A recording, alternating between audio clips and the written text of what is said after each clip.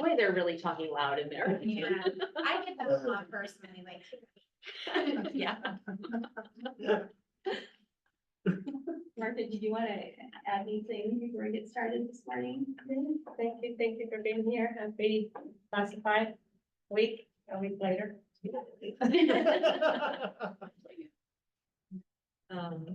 All right, you can see our schedule today, that we're going to do a counter to Article 9.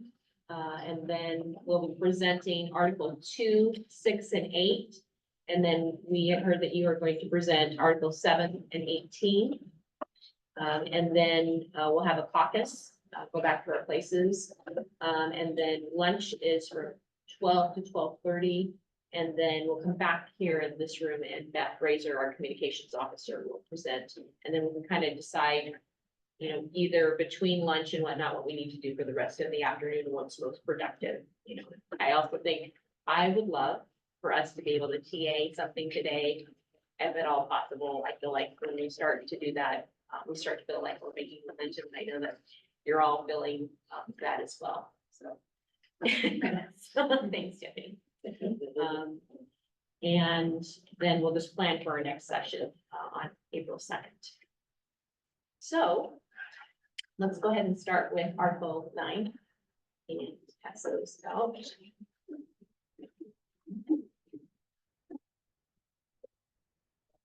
Anna, did I get approval for the voice being loud enough? Yeah, picking it up. Okay, great.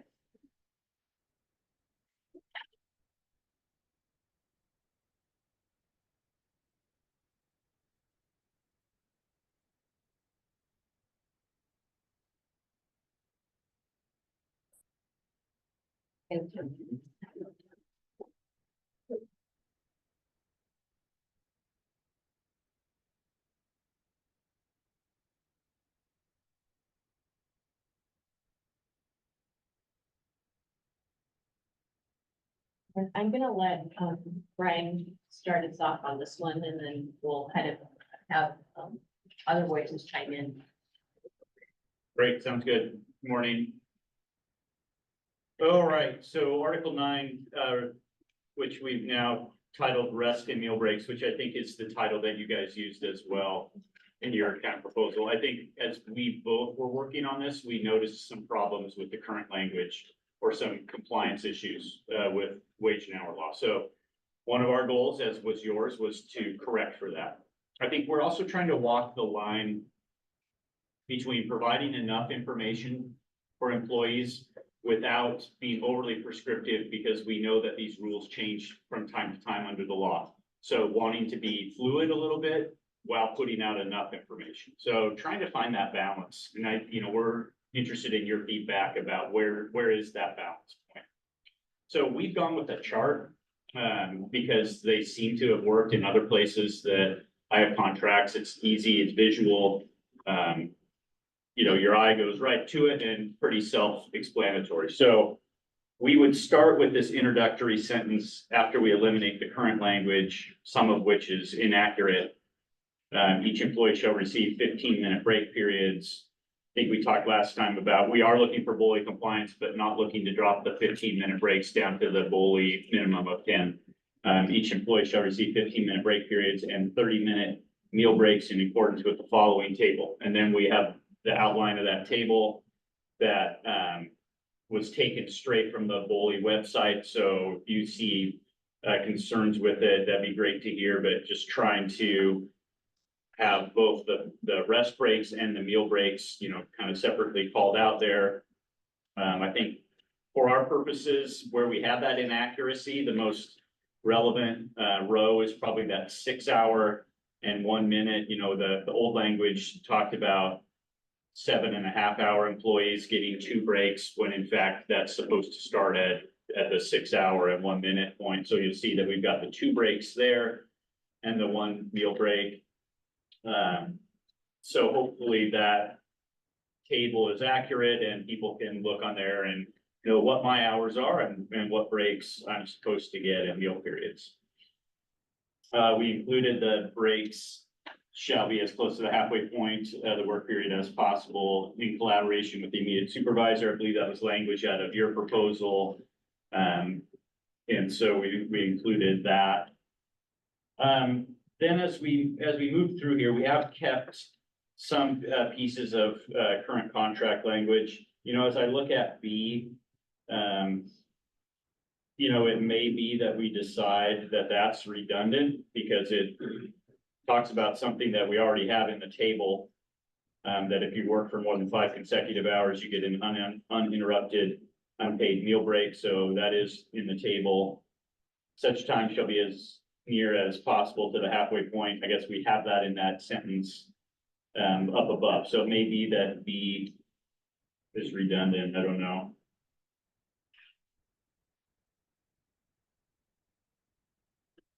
Moving on down, you had changed the language to immediate supervisors and folks on my team can chime in on this one. I think as we talked about that one, I think if I'm remembering correctly, you were talking about the fact that people might not have their immediate supervisor or their supervisor might not be on site, right? Am I remembering that conversation correctly? Yeah, I believe that's correct. And so the reference to site supervisors was somewhat confusing.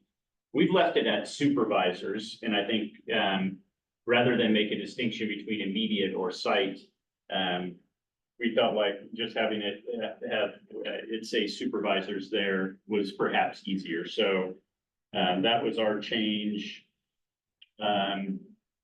Changing to rest breaks and meal breaks, I think that's consistent with what you had used as well. And that's fairly similar to D.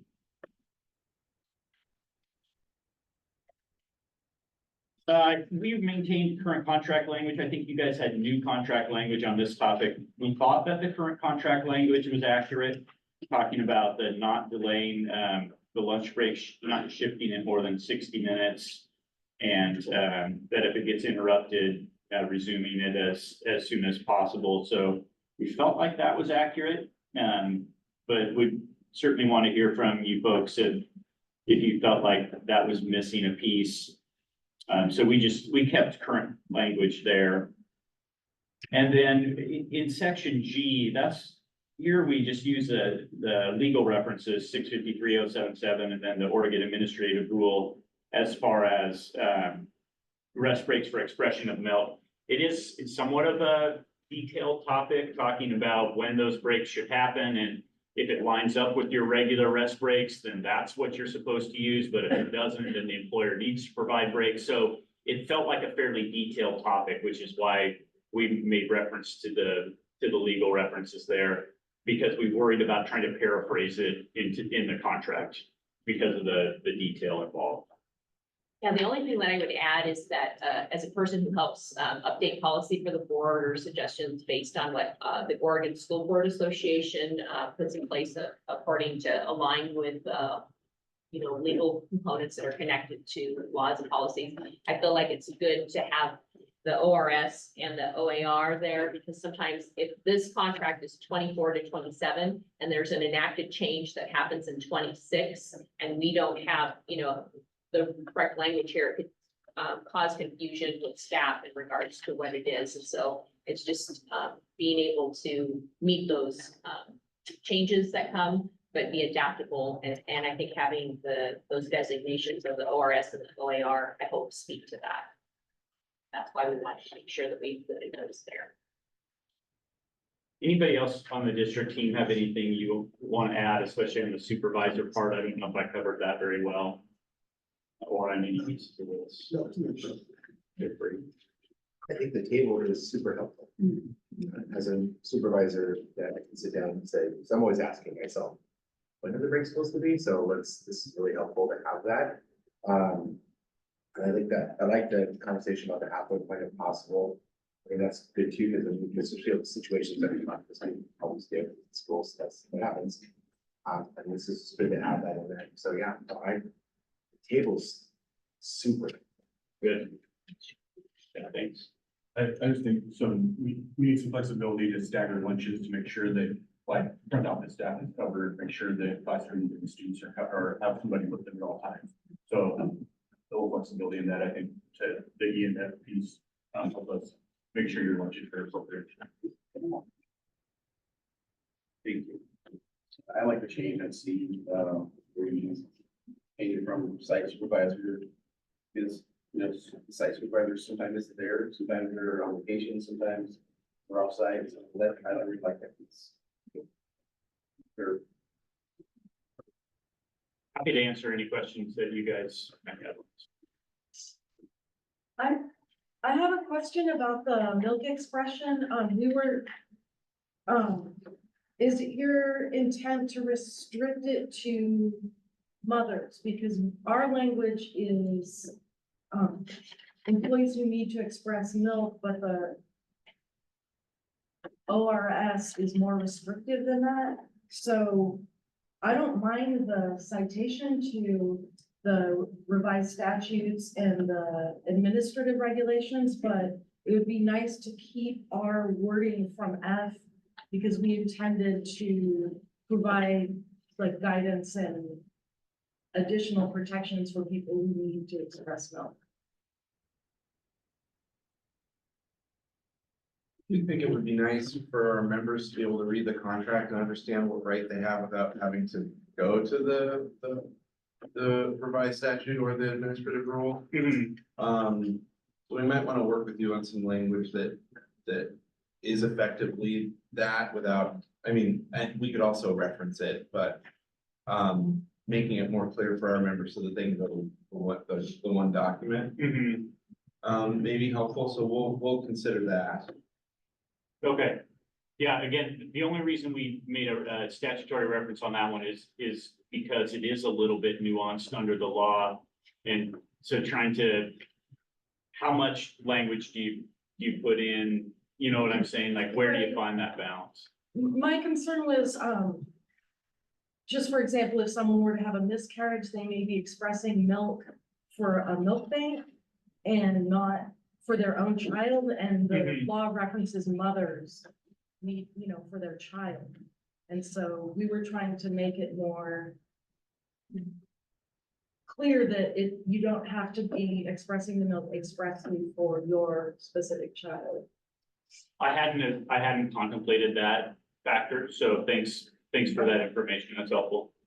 A question about G while we're on that topic. Is the issue that you're looking to get clarity by referencing the statute around the receiving additional reasonable breaks? So, our understanding of the law is that it's if needed additional reasonable breaks. So we might consider some language like that again, Sure. Wanting to preserve the contract as a go-to for our members to understand their rights. Yeah, the piece of the OAR, I think that's the relevant one here, and you probably know this one or have read it, but if feasible, the employee will take the rest periods, their normal rest periods to express milk at the same time as the rest periods or meal periods that are otherwise provided to the employee. So starting off with that idea that rest and meal breaks will be utilized if possible, then if not feasible, the employee is entitled to take an unpaid rest period each time the employee has a need to express milk. So capturing that piece, that the first option is your regular rest and meal breaks, but if that's not feasible, then there are additional rest breaks that are provided. So I think we're happy to look at language if you want to suggest some. Again, we're not looking to be overly restrictive, only trying to, I think, as Connor said, one goal is to be adaptable in case we do get changes in the law. We see that from time to time. This legislative session, they made a whole bunch of changes to OFLA and paid leave Oregon, and those changes happen. So trying to be flexible, but give people enough information. I understand wanting employees to have information as well. So be happy to take a look at a counter proposal on that too. Thank you for that. Other questions?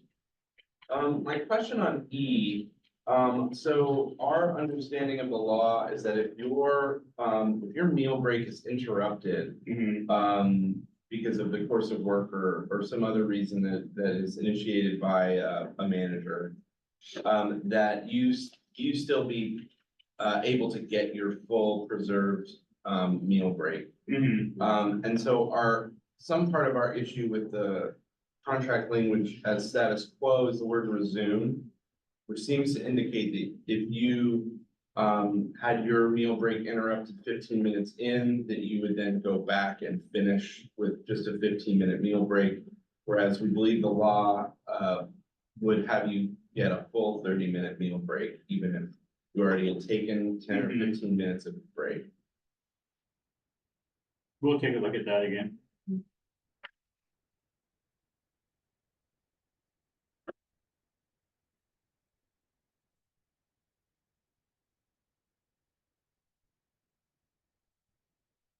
I don't think our team has any other questions. I do want to open it up if folks do have questions.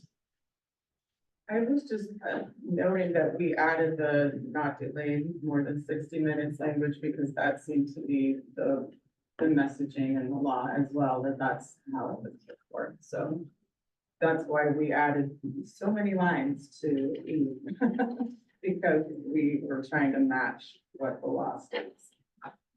Yeah, agreed. I think we thought F covered that topic, because we had that language in the current that they shall have their lunch break shifted by not more than 60 minutes from Okay. its original start. And so as we were kind Moving of, it on yours, I'm saying it. Yeah.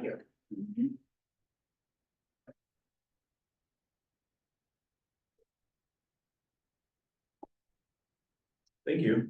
Thank you. yep.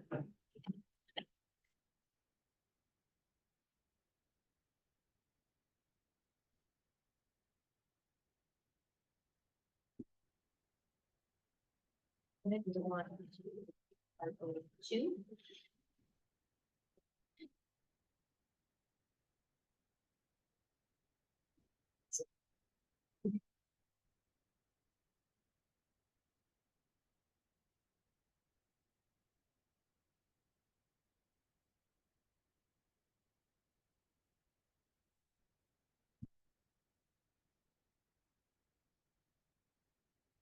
So this is the article around definitions and.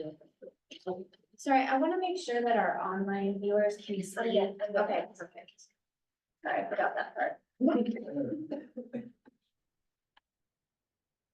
So this is the article about definitions, and this is something that we added, I think, kind of over the last 2 bargaining sessions, just to kind of bring a little more clarity for staff to have access. So, why was there not? I have Oh, a there's, question about the formatting. There doesn't appear to be any indication of what's new or changed.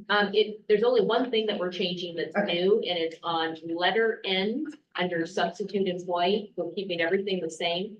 So, I'm gonna let Brian and Martha speak to the change of time, so that as a small change.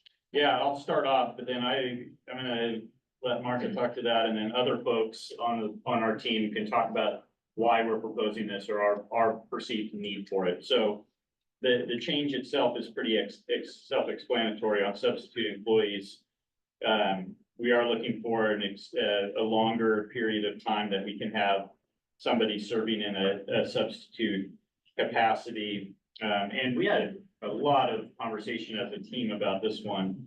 I think our primary driver here is that sometimes we get a good sub in place and we don't want to have to artificially change out to another substitute employee midstream just because of our 60-day rule. And we have some folks that just want to be a sub. So it's not like if we opened that position, they would apply and for that bargaining unit position. They only want to be a sub for a variety of reasons. They like the flexibility in their schedule, et cetera. And so we have had situations where got somebody really good in that spot. We'd love to continue them in. It's a leave or it's not like it's a job we're going to permanently fill. We have somebody on leave, and then we need to change up that person because we run up against the 60 days. So Martha, I don't know what you want to add to that, and then others. I think Wendy, you maybe were talking about this one as well. I think just like Brian said, the 90 days gives us the possibility to go ahead and just keep one consecutive person. That if they want to just be subs, they can stay as subs. But also the flexibility if at any point that becomes an open position, then it could be offered, right? It's not, the 90 days is not the intention to push people away and not to become HSD. But be able to even have that possibility of, is this really the job I want? Or without losing them after the 60 days, I don't want this job, and then they have to move somewhere else. So that's the intention of that. Before Wendy shares, I'm sorry, Wendy, I wanted to chime in from what Marta was saying. It's sometimes too, when folks are on leave, and they're taking their OPLA, which is within that 60 days. Sometimes people will go a little bit longer, and sometimes, they'll want to, connect it to like a winter break or something like that. So that 60 days becomes extended maybe to 75, 80, plus days. And so we go into like a winter break, and then they want to come back. It affords that continuity of support through that time for them, and then the staff member would come back. So that's one thing I want to point out, that we're not trying to say that, you know, we want folks to be there forever, but we also have some leeway in terms of time, in terms of continuity. Wendy?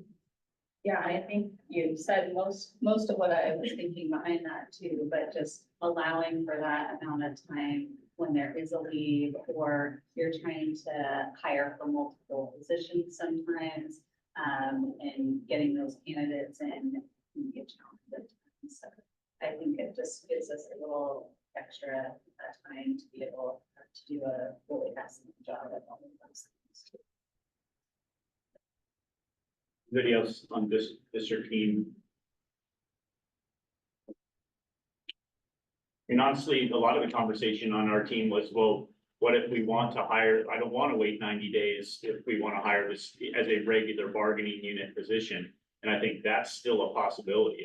If you know it's going to become a permanent position and you can open it before 90 days. I think we're mostly trying to cover the fact that our leaves do sometimes go beyond the 60 days. So what do we do when we have the 75 or 80-day leave?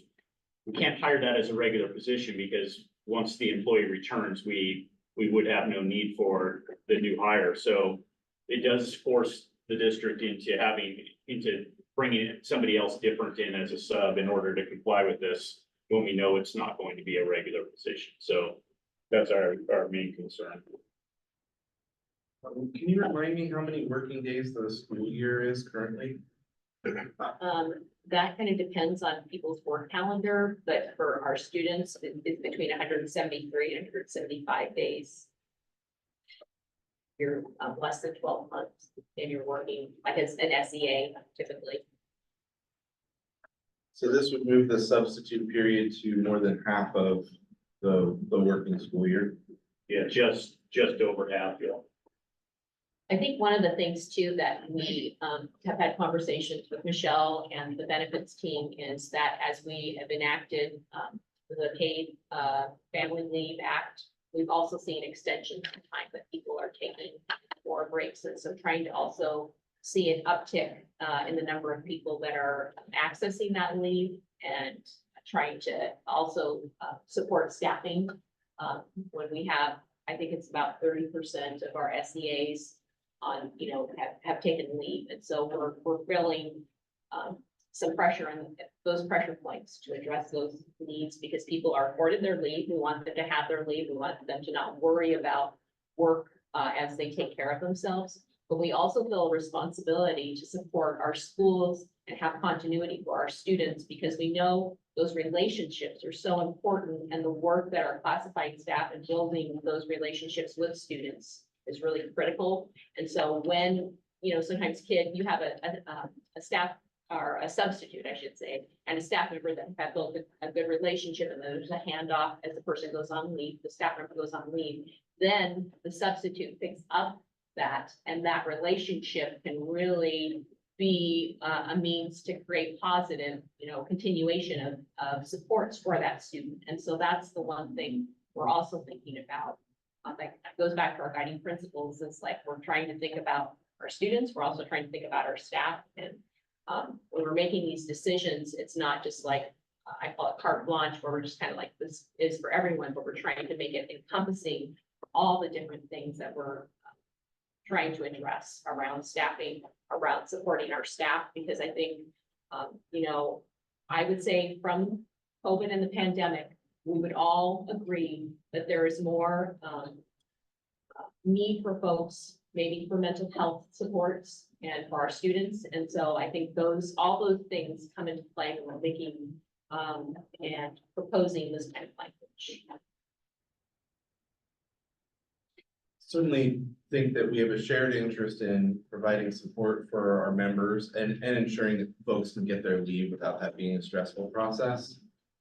Having said that, we also have an interest in not increasing the number of subs or workers that are outside the bargaining unit.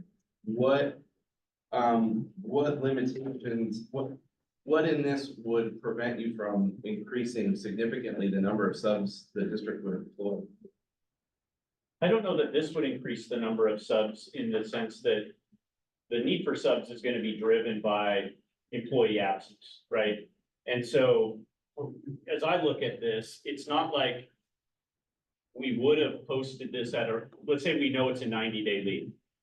We wouldn't have posted it as a regular position just because we had a current 60-day limitation. We just would have used 2 subs, one for 60 days and one for 30. So it's not taking away a bargaining unit job, because if we know the person's coming back, we would never post that as a regular position. So it's not increasing the use of subs, it's just decreasing the number of different people filling that sub role. You know, so if we've got a half a year, that's gonna be a sub job. Because we know the incumbent's coming back. So this way, you have one person as a sub instead of 2 people as a sub. So I don't see it as increasing our use of subs, maybe decreasing the number of different people who are coming in and out. Tiffany, I think I saw your hand up. Yeah, is there a reason why you couldn't have, district bargaining unit employees that are floaters that would cover these extended weekends?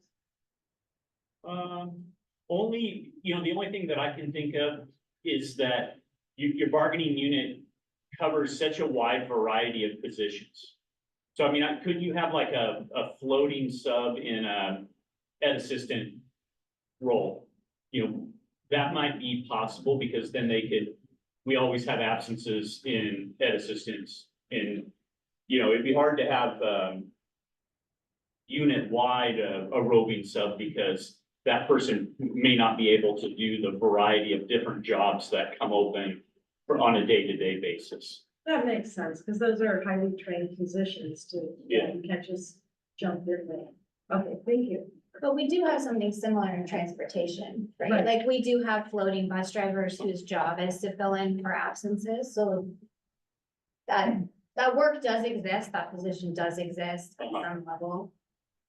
And I don't know how that's transportation, for example, and Carol's not here, I imagine we still call subs in transportation. That is our sub, if we have a permanent sub pool, do they fully cover all staff absences and we don't have Well, to? David is a district driver, so did you want to answer? Yeah, that'd be real helpful if you have know anything about that. Sure.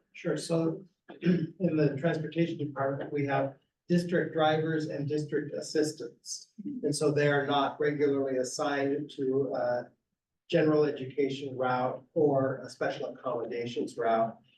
Full contracted employees, part of the bargaining unit, part of HSD employment, report in each morning and receive our assignments from the dispatchers as to what routes we disperse on to cover for drivers that are absent due to sick leave or who might be out on trips. And so there is a pool of drivers and assistants who cover the entire district responsibilities. How many people do you know? How many folks are in that role? I think our district drivers, there's about 27, and district aides, maybe about 18, something like that. And sorry for interrupting. And then when we run out of those people, we have mechanics, office staff, routers, people that have other very important jobs to do that have to cover. So. Yeah, and that's unique, right? I don't know that we'd have that capability in other positions within your bargaining unit where we have like those related positions who could then fill in behind when we didn't have enough subs. I don't know, maybe we do. I would argue that our building-based subs are qualified to cover most of the positions that are in the school building, and that would be the majority of absences. I mean, we do have staff outside those, and those would be kind of special case scenarios, you know, our facilities maintenance, technology, those kind of positions, but I think the majority of the work that's done by our bargaining unit is done in schools. And we do currently have contracted workers who are doing that work, which would be our ESS building-based subs. They're subbing in a variety of roles every single day. I know we have some of this data, but do you have data handy on the number of subs in the last several school years, the number of days total subs have worked? And then certainly curious, and I'm not sure how to quantify this, how many subs are filling incumbent positions that you refer to versus subs that are being engaged to, you know, help the district gap where they're unable to find permanent hires. Student support, I would say, would be another, like our LSS, like our long-term one-on-one aides are often substitutes. So I could see this verbiage expanding the length of time that they spend as a substitute before being hired as a temporary employee. I think we have to dig into that data. I Yeah. feel like I don't have that right at my fingertips, and I'm.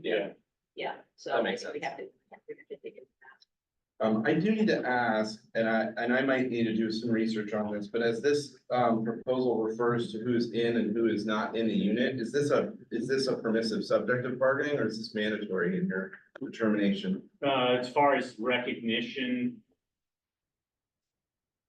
Yeah, honestly, I can't remember whether recognition would fall under our mandatory. I think it's a mandatory subject, but I'd have to look into that too. Okay, thank you. Yeah, I'd also be interested to know for our LSS subs. I know there's a time period at the beginning of the year where we're identifying students who need one-on-one aids. There's a time period where we're utilizing our 150 hours and then adding in these 90 consecutive work days. I'm imagining if there were a sub working with a student between all those different timeframes, that would be a large portion of the year, if not the entire school year. So I'd be interested to know kind of time-wise, what you would see that looking like in terms of when those positions would move to temporary hire. yeah, sometimes we don't know, right? People go on a leave and it's only gonna be a period of time, and then the leave gets extended, and then the leave becomes permanent in some cases. So sometimes we're trying to adapt as that need changes. And so first it's a sub, and then maybe it becomes a temporary, and then eventually becomes a full-fledged bargaining unit hire. So we are sometimes kind of flying by the seat of our pants just because we don't know what folks are doing. Yeah, and I think what you're talking about is a specific instance, but this language would impact a lot more than that. Yeah. And so that's why we're trying to dig into what would that look like for student support? What would that look like for building-based subs? And so we really would need a lot more information about that Mhm. to be able to return a counter proposal to your team. Okay. Would you mind writing up like an email to us? Yeah, that'd be, I was just So gonna that say, we can make sure that we're gathering the correct information for you. Yeah, we'll get you a thoughtful information request on this, certainly. and just to clarify, you know, as our team has discussed this, we have not looked at this as a money-saving type of proposal. Like, it would sure be nice to be able to use more subs so we don't have to hire regular bargaining unit members and pay benefits, et cetera. That, we're looking for flexibility and the recognition that our leads do go beyond 60 days. And we can't hire those as regular positions, or we'll have 2 people for 1 position when the person comes back from their leave. And is it better to switch up that sub? Or if we have a good sub in there, is it better to keep them the entire 90 days? That's the motivator for us. It's not a matter of, let's take times where we would have used a temporary employee or regular bargaining unit member, and let's use subs in those positions. Because we don't view that as being the best way to provide services to kids either. So. I do have one question. Okay. Oh, I would just, on that same vein, I think for transportation, having permanent trained subs, if we know somebody's going out for an extended leave or even a short leave that's medical that might turn into a longer leave, depending on what's discovered during the medical procedures, having a sub that could then take over a primary role with those students is very beneficial for us because you do start to develop those relationships with the students immediately. And it's comforting for them to have someone that they've interacted with before rather than bringing in a sub from outside the district. And so I just, for certain classifications, I think it would be very helpful for the district and the students and everybody involved to have a pool of, for certain classifications of floaters that can be there to fill in for some of those absences that look like they might turn into a long-term absence. Yeah, don't disagree with you. I think Okay. our challenge would be the highly specialized nature of many of the jobs within your bargaining unit would make that part difficult. And then being able to hire ed assistants where could we hire enough of them, you know, where they don't know where they're gonna report on any given day. You know, that's a unique job for people to want to apply for. Like, I'm not attached to any one school. I might be at this school one day and this school another day.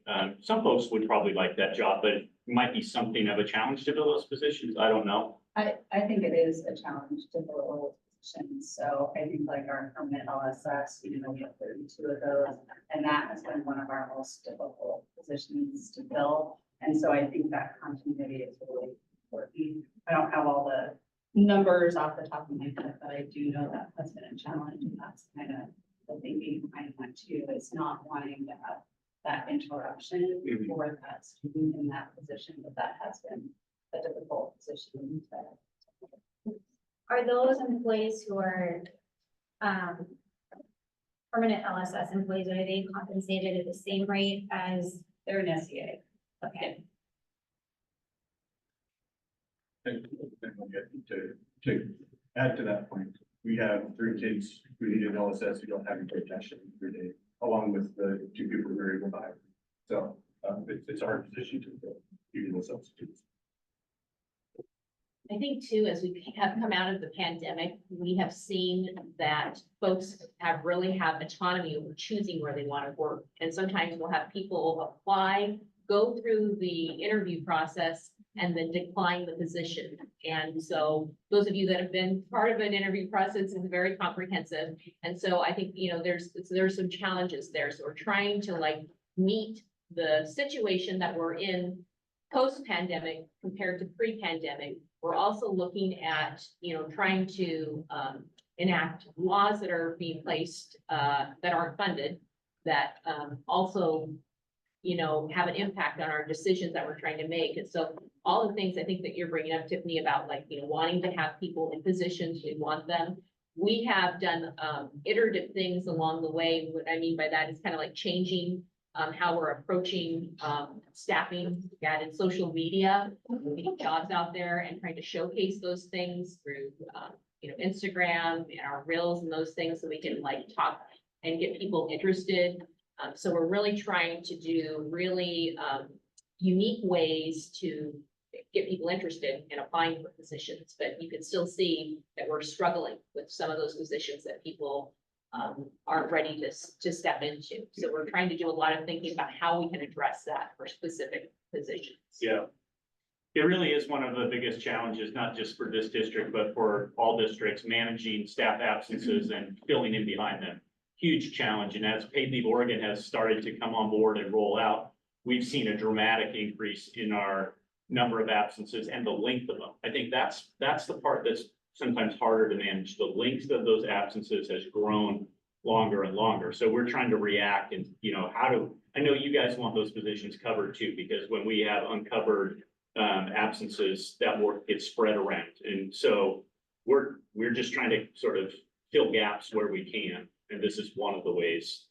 But it sounds like you guys would like some additional information. So if you can send that email, that'd be helpful. We'll do our best to get that to you as quickly as possible.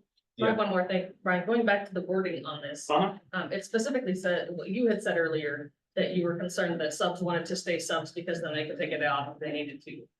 Based on the wording here, it says consecutive work days. Would that not just change that if they take off day number 60, they can come back and do another 60 days without us changing any wording in the contract? Yeah, I guess yes.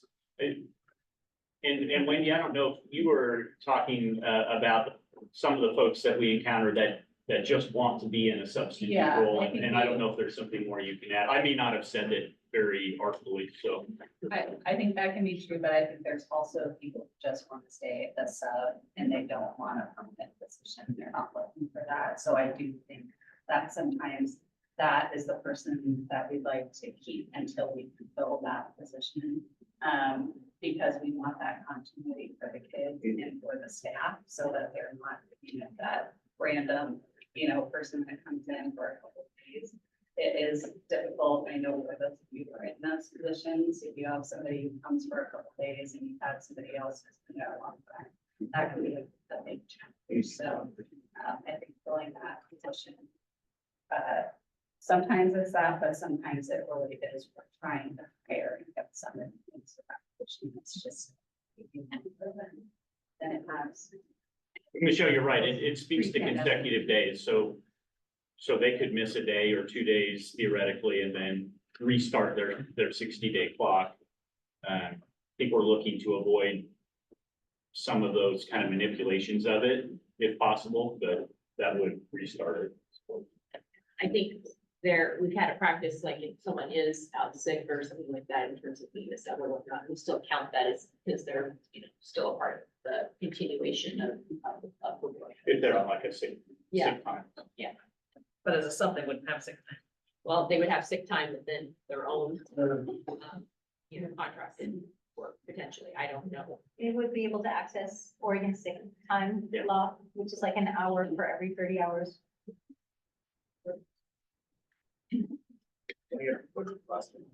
Sometimes too, since we come back to the pandemic, LSS can take it really hard to fill. And we get somebody in there, and as a principal, I'm sure that Teresa can speak to this as well. We are constantly saying, please stay, please stay, please stay. But sometimes I've found that people, especially once the school year's already started, they've made plans down the road. And they want that time off to go be able to do that. They don't realize that they can talk to us about that. But sometimes that additional 30 days would give you, I'm still trying to convince them. Please stay with us. When they get to that 60-day mark, like, can I have to post this? They're like, okay, I'm out. Then time's up. I want to just go do something else. So I'm spending a lot of time on that because there's a little more flexibility to say, you really want to be part of our team here. This is a great place to be. It just kind of builds to that because it is so difficult to fill these positions. But I found that a lot of people nowadays don't want it, especially once the school year started. Once we're in the year, it's getting increasingly harder to fill because they've already made plans down the road. So I think it just gives us a little more flexibility with that, try to convince them.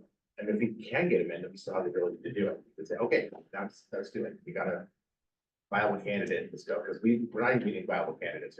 We're like, we'll post, you probably see, we'll post something and it's 3 or 4 months before we even find one candidate.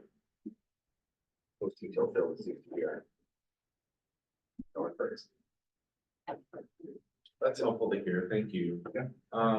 Does the district currently consider sub work as relevant experience as far as initial placement on the wage scale if they do get hired into the bargaining unit? So it is like. Doesn't sound like it. Okay. For license either. But I think, we're looking at maybe making some adjustments. We've talked about in labor management and interest of those pieces. Okay. So we're open to a conversation of changing that piece. Okay, we'll consider that. Thank you.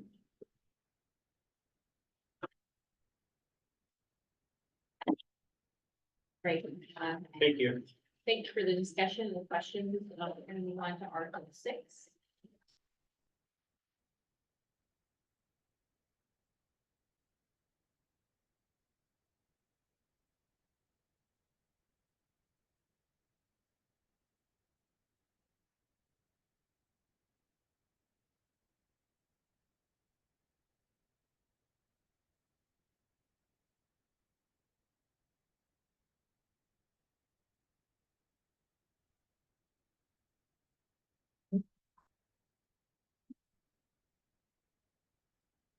So this is the article on probation and seniority, and Brian wanted to kind of lead the conversation on this one regarding probationary period and what's that forth in the report. Okay. So I think I talked about this a little bit when we shared our interests. We're trying to, again, sort of thread the needle here between contractual protections or contractual categorizing of employees and what the statute might do. So we have now a statute that governs classified employees in Oregon and provides certain job protections. That statute is sort of in flux. I think we actually just had a couple of changes to it at the end of the most recent legislative session. One of the things that they periodically have talked about is, will we have a probationary period added into the law? The last one I heard was 45 days. But in any event, we have separate usage for our probationary period.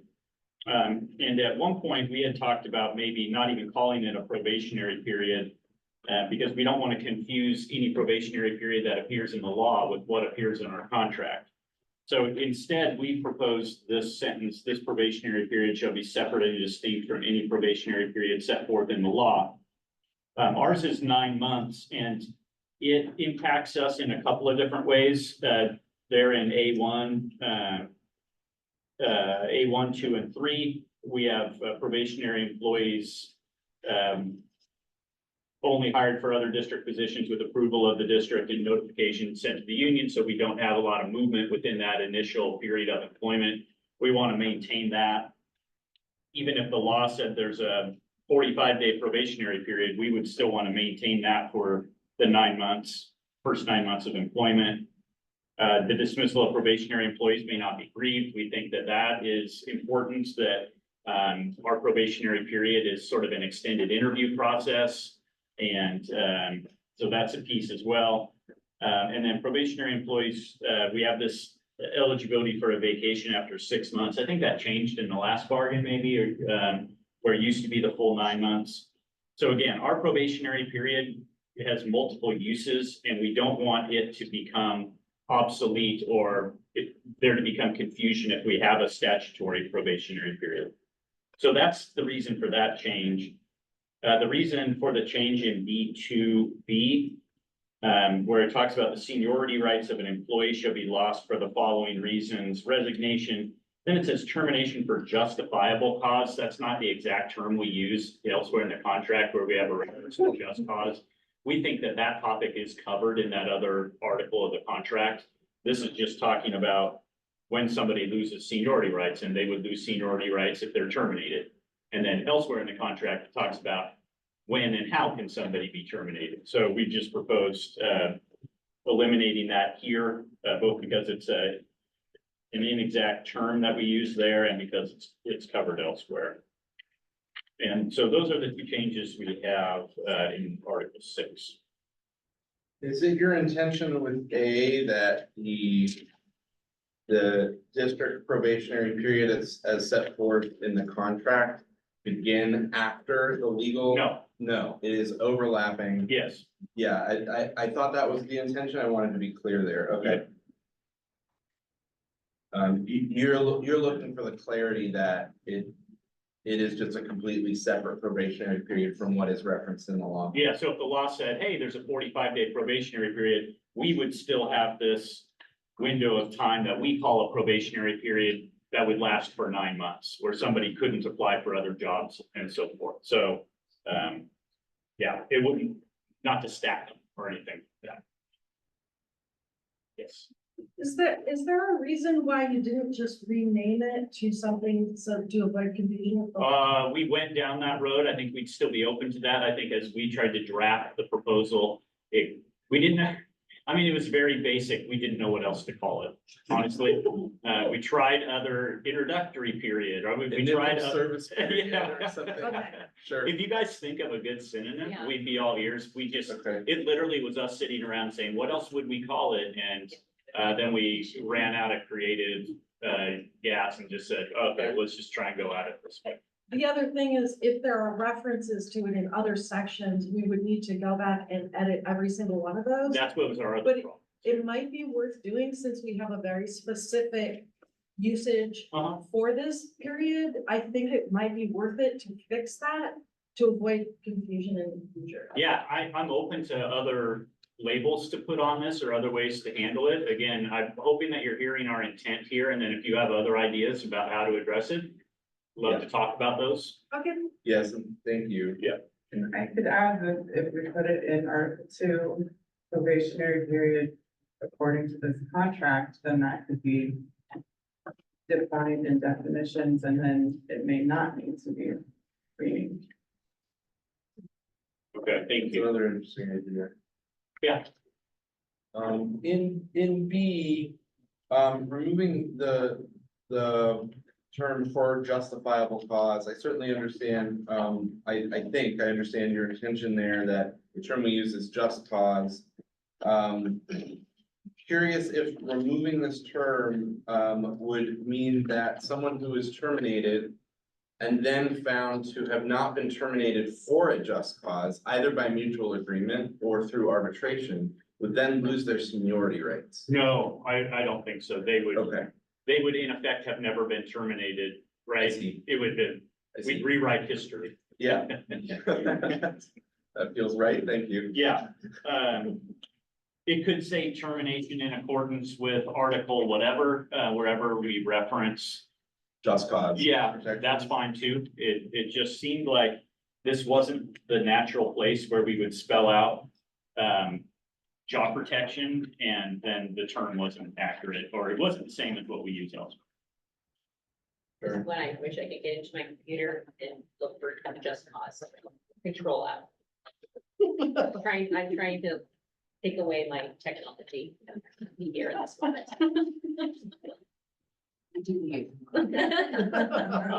It's in Article 23. Okay. Yeah, so Article 23, page 55 of the contract talks about no non-probationary employee should be disciplined without just cause and due process and so that to me is where we spell out what the employment protection is, not necessarily here. So it could say termination in accordance with Article 23 also, that would work.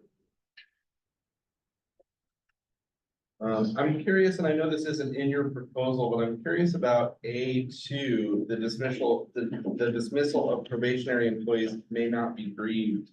It is, I think, usual that to imagine that this is administered such that probationary employees are not subject to just cause. Are there situations in which the dismissal of a probationary employee should not be grieved that would be outside of just cause?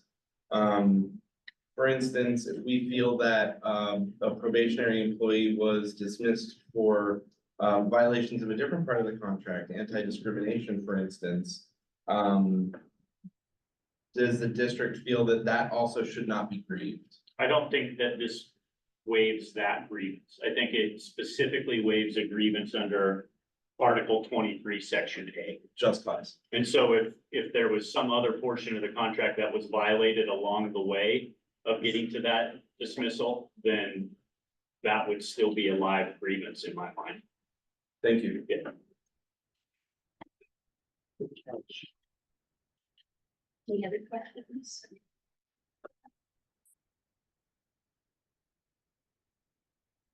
Right, the last article that we're going to present this morning is Article 8.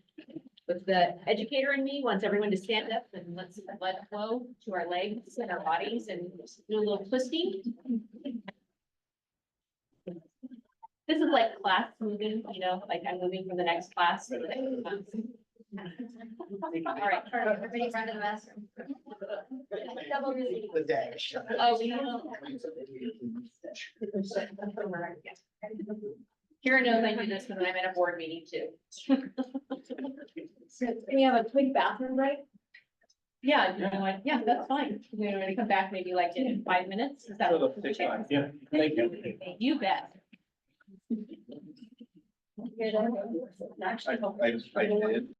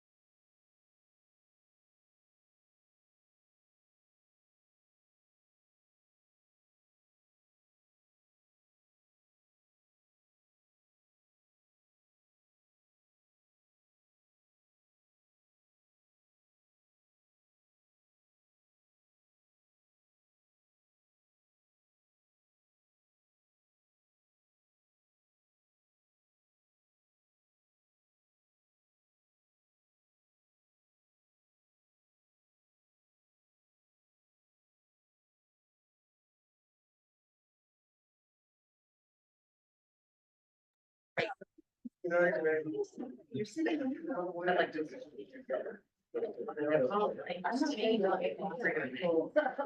Article 8.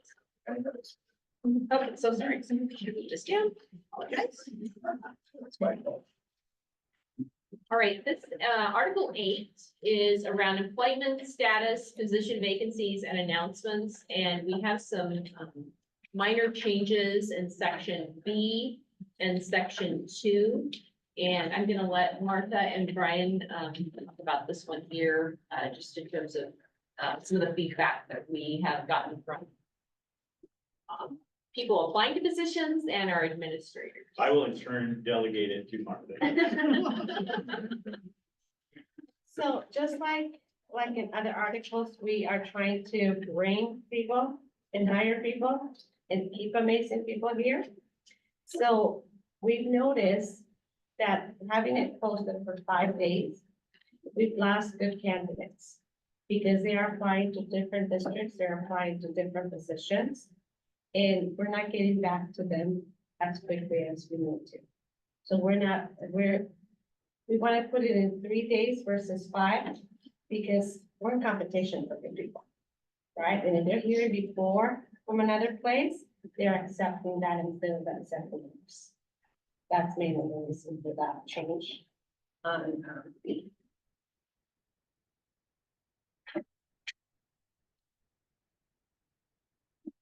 have a question. Do we know what our neighboring districts, do they also have like a 3-day or a 5-day, like Beaverton, Forest Grove? What is their also, posting days for that? Yeah, that's a good question. You know, I don't remember off the top of my head, I bargained some of those contracts, whether they have a 3 or a 5-day. I think at one point, 5 days was kind of the standard. And then as it's become so hard to hire folks and so competitive, districts are trying to be able to react sooner. And then Nathaniel, you brought up a good point of it. It's also what kind of placement can we offer them on the salary schedule? That's a piece of trying to get people in the door. So we've talked about that too. Like, what can we do?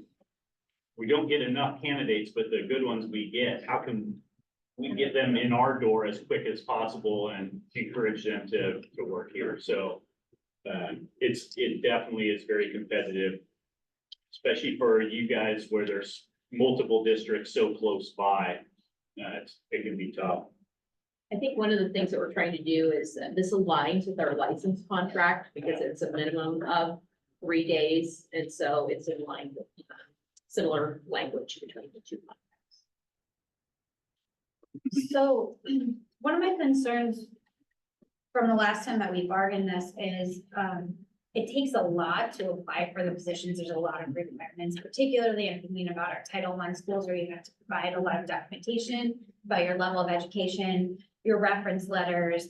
There's a lot to put together when you're applying to a district job. And so I guess what difficulties do you foresee with this 3-day period in terms of how reasonable is it for an employee, potential employee to get all of that information together and have it submitted in 3 days?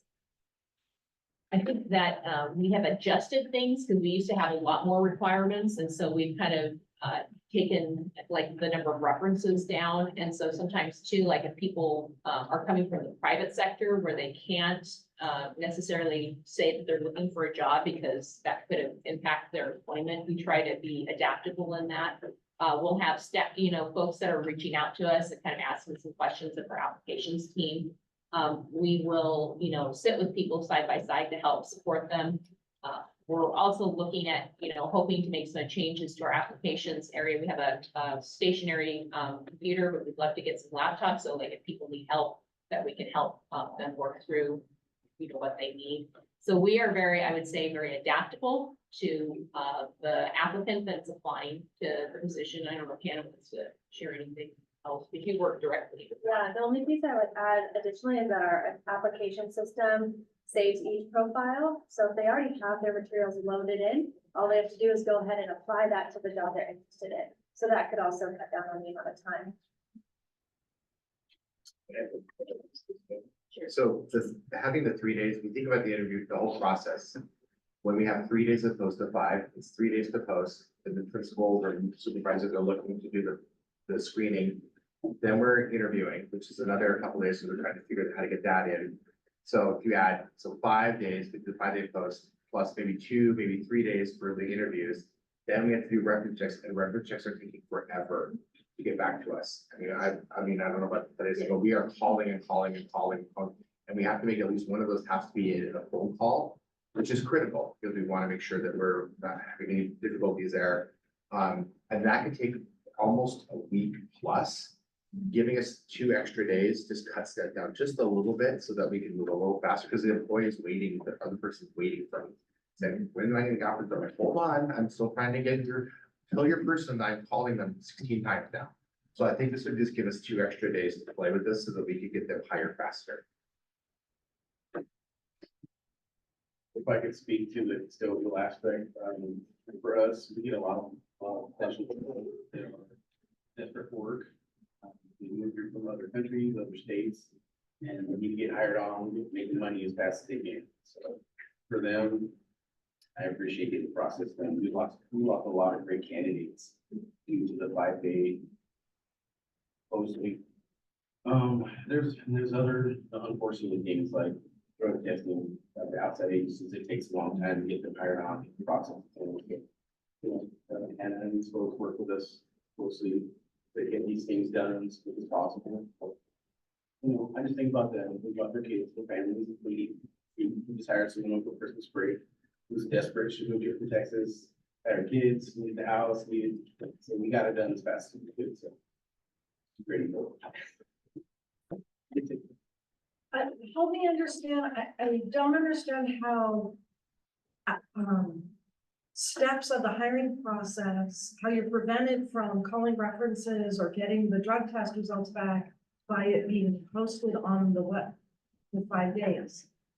Does it prevent you, like, you start the hiring process, it's posted for 5 days, you can be calling the references, what have you. I don't understand how that prevents you from hiring those people. Yeah, for me, the thing is, when they apply, they usually apply to multiple districts, they apply to multiple agencies. They'll apply with us, they'll apply with clean agencies, SPM, ABM, those kind of places. So it's typically the first one to call before they go. And we don't drug test and necessarily reference check except for the successful candidate. Yeah, and if we have candidates that are working in a private sector, they will tell us, please don't call my supervisor until, I've gone through the interview process. So we do have requests from applicants to not reach out to do references. Until they know that they're the chosen applicant, right? And so you wouldn't have a successful candidate until after the full posting period had run. And then you would do your interviews and have a successful candidate. So you couldn't be doing some of those things while the posting was still open because you wouldn't have a successful candidate yet. It's just from a cost standpoint, you're not going to drug test all of your applicants. You'll wait until you have a successful one before you go that route. I'd be curious to know how often we're reposting, because things like the principal or football coach or security guards and things that where you have it out there and then you repost to get more applicants or more qualified applicants. Like if you're doing that and you say, okay, we had 3 days, we got a few applicants, but we're reposting, that's another 3 days, and you've added on more time than actually before the first people ever really get a shot, because we wanted to have a certain pool before we actually did interviews. So I'd be curious to know how often we're reposting versus we're hiring these people as soon as we get the 5 days done. It's just we can't hire them until the 5 days. Yeah, I don't know. We do repost a lot, but the reposting period doesn't have a minimum requirement, so they could repost for one more day. So when it's the same job, you just consider it, yeah. that Yeah, makes as sense. long as we hit the minimum 5 days as now, then the repost can be up to the hiring administrator. And I think that the 3 days is really crucial at the beginning of the year when we're doing all the hiring. That's when we're in competition with everybody. Right now, I have a posting that's been up for weeks and not one after the next. Yeah, especially between schools, sometimes people will apply for different positions, and so they're trying to compete with each other to try to get great candidates. I have a process question. If you post something, bilingual required, and then remove required and downgrade it to preferred, is that a reposting or a new posting requiring the full posting? It's typically done as a repost. Okay. So you will have already run your minimum with the required, and then you've downgraded it to preferred, and you could post it until like one day if you get a qualified applicant.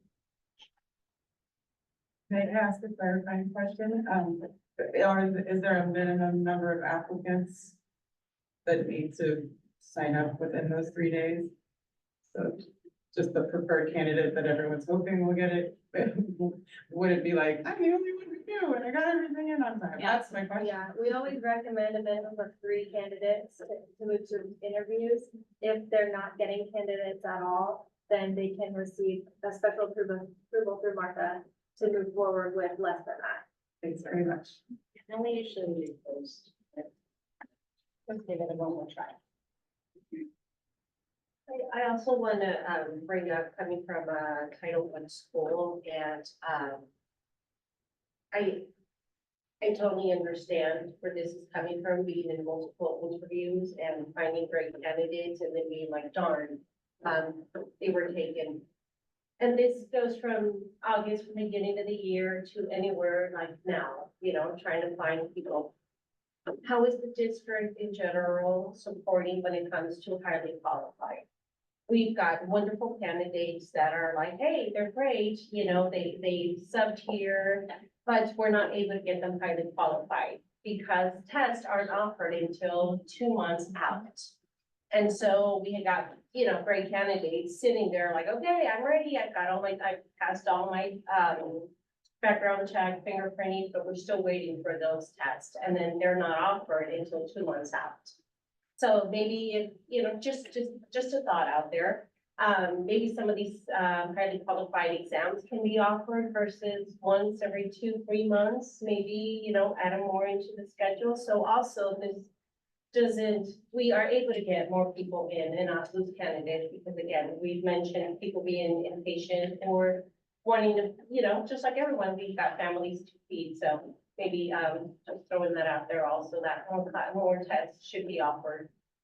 We definitely have a mutual interest in that. I think part of it is we have taken HQ testing, which is a requirement for federal funding that is connected to title schools. And so we have brought that in-house. And so we now have our own proctors within our applications reception team, but there are certain requirements that have to happen. So someone has to take a test in reading and writing and math.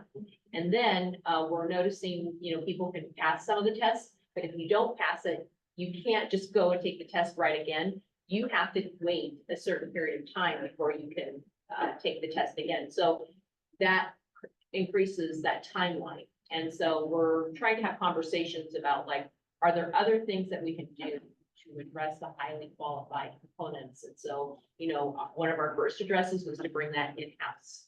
And so a person who's proctoring can't also like support a person on how to prep for the test. And so we work with our Office of School Performance to get tutoring supports or things like that. So we're trying to do a lot of things that I know aren't being like, we're not, you know, announcing those types of things that we're doing, but there is a lot of work that we're trying to do. We're also doing comparisons with other districts. How are they addressing their HQ requirements for their funding, the testing that's being done? Are they using their own internal test, or do they have to use the HQ testing that is provided to them? So we're asking some questions behind the scenes to try to address that, because we just did a feedback session with our admin team during PK-12, and that was one of the biggest topics that came up, because they want to hire people, and someone can be apply for a position, they could work in a non-title school and not be highly qualified, but then the expectation for a Title I school is that they are. And so, yeah, we're just trying to address. Well, I'm glad it's being thought out. Yeah, thanks for asking that question. Any other? Yeah, another policy practice process question, that is, let's say on day one of the posting, you're looking at the first applicant, and the applicant would be ideal. Does policy or practice allow for scheduling an interview with the first applicant or the first few applicants, even though the posting is still up. So that can be accelerated if you have those ideal folks and the posting is still up. How does that work out? It's not something we recommend because you need the same interview team and in order to make sure it's a fair process. So we recommend at least doing it in groupings of candidates because you need the same team. It doesn't stop them from necessarily doing that, but it's kind of more work. Yeah. Well, that's, And sometimes just because of time constraints, because the candidates, we've done that, but we have to, like I said, we have to make sure that we can schedule with the same people over and over, and that's where it gets tricky, especially in the school setting, where we're all having 1,000 different schedules. every day. Yeah, you can't make the offer until the position will be closed anyway. right, the offer can't, obviously, until the position is closed. And we have to screen all the candidates, right? So every candidate who applies. I'm curious on this, if, Yes, call my.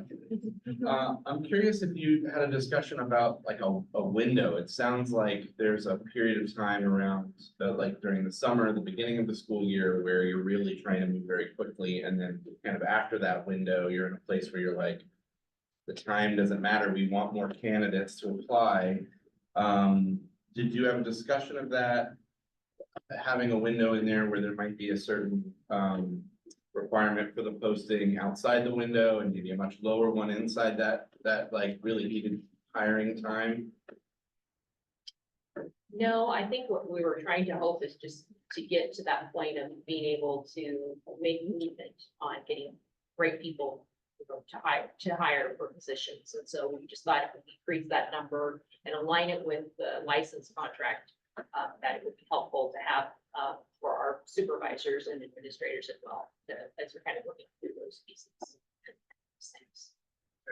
Thank you.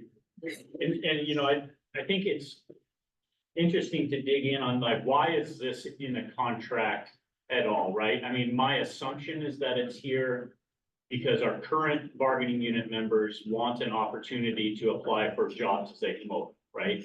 That's the only purpose I can think of that it serves. I mean, you guys don't care necessarily how long it's open for outside individuals. You know, we want our bargaining unit members to. So is there a way that we can enhance, make sure that our internal folks know about jobs quickly?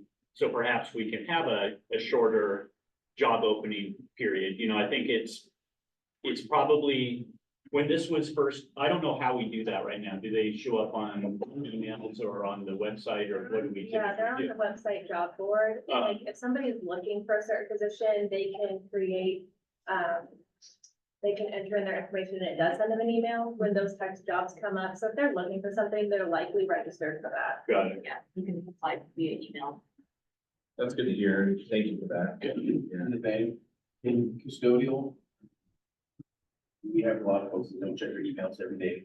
They're very busy with the birthday Yeah, night. absolutely. A lot of them have second jobs, so they work, you know, second jobs, they have children and take care of things like that. That's some work at Taco Bell, Amazon, other things. So what I do in my department is I announce, we have job postings.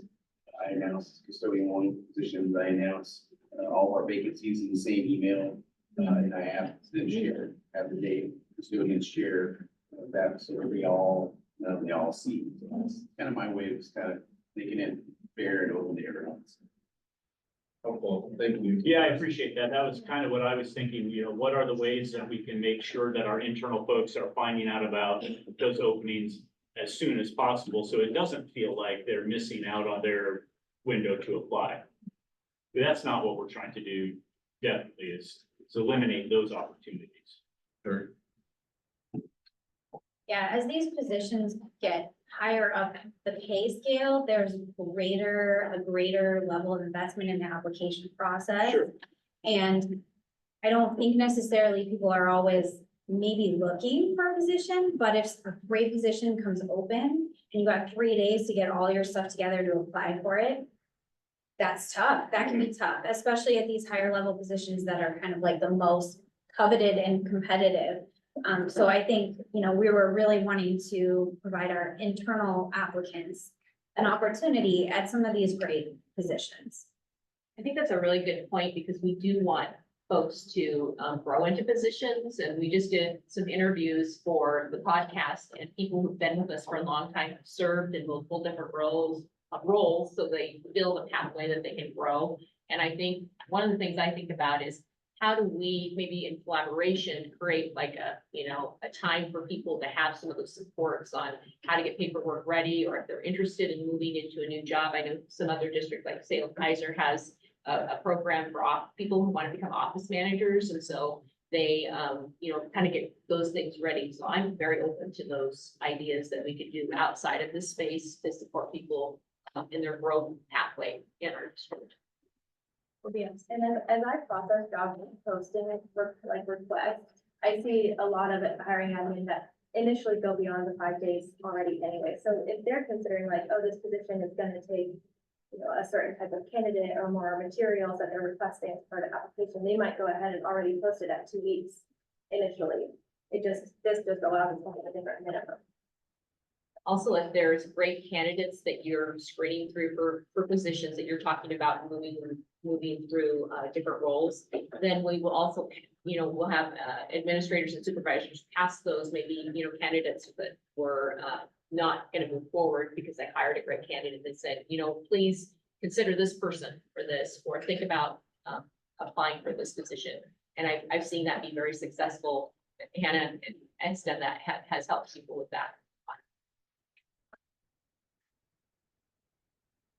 Yeah, I think to me, this really is that like spring to summer and then always right after a break seems to be also an uptick that people are trying to compete for those positions. So there's kind of that ebb and flow. To me, that's like the time that we really need this, because we need to put our neighbors and make sure that we're getting that quick turnaround to that.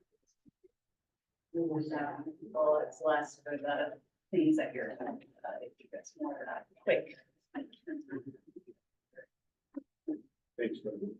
We only have one. I want to make sure that we also hit the one other thing that we suggested in here in terms of the final request for C2. Yes, this one we've talked about during labor management. And at the moment, our system that we use does not allow us to create a report that gives that information, like what current employee applied for a position. So we've talked about upon request, if you guys need to know, somebody got it out, they apply for this position and they get it, we'll get you that information. I don't quite understand. You're saying you're unable to create the report, but you will create one on request? We're unable to create a monthly report. What it is that we have to pull information. We don't have the system that just says, I need this report now. Does that make sense? They have to hand collect it instead of, it's a time issue. It's time consuming to do it. So doing it every month, if there's not a specific need or a specific reason for it, feels inefficient. It seems like for us, this would normally come up if you had an internal candidate who was questioning why they didn't get a position and the union was helping look into it. But on a routine basis, I guess we didn't know why you would want or need this information just as a routine piece of information, and it is difficult. It's doable, but not easy to accumulate each time. Okay. So we're looking to do it in response to a need, not just as a matter of practice. Okay. Thank you for answering. This was possible at some point in the past, I assume because it is in the contract. So there was a change in what changed to make this happen? When I looked into the history of this, there was a way that they were doing it, like way beyond my time. And then the union said, but we never look at it. So it had not been seen for a while, and then when we try to restart it, the system that we have it doesn't. So the system that you're using has changed in the interim, or just the attitude of the union leaders have changed? No, the system itself.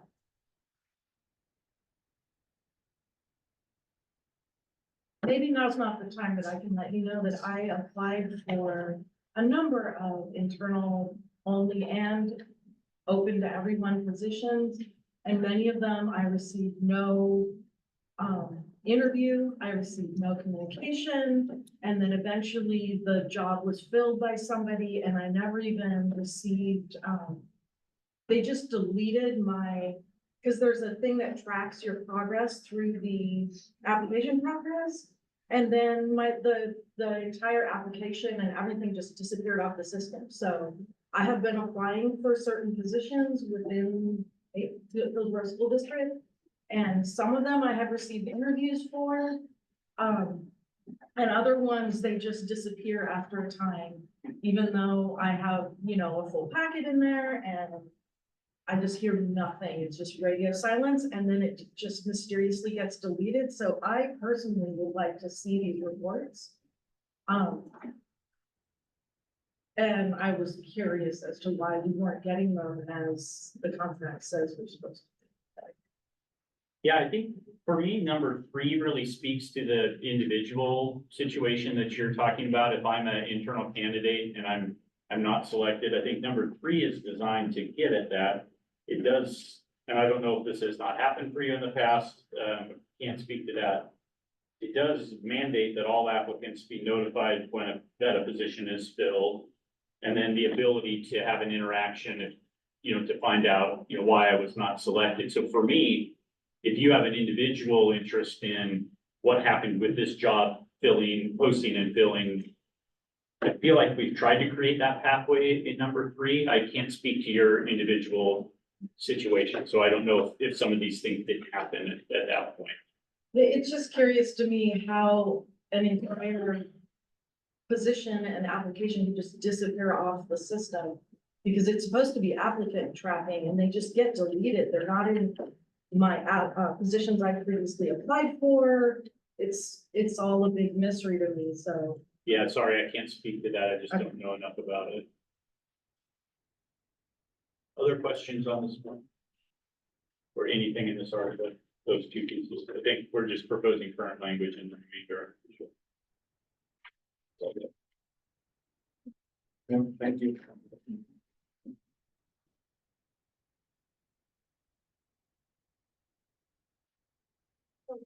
I sent, our 2 proposals to Hannah. And maybe it would be reasonable for us to take a break now for Hannah. Oh, you didn't print them? No, well, this one. Okay, I'll figure that out. My bad. Yes, you want to take a break while we get those printed up? Yes. Yes, sounds good. Sorry, Jen.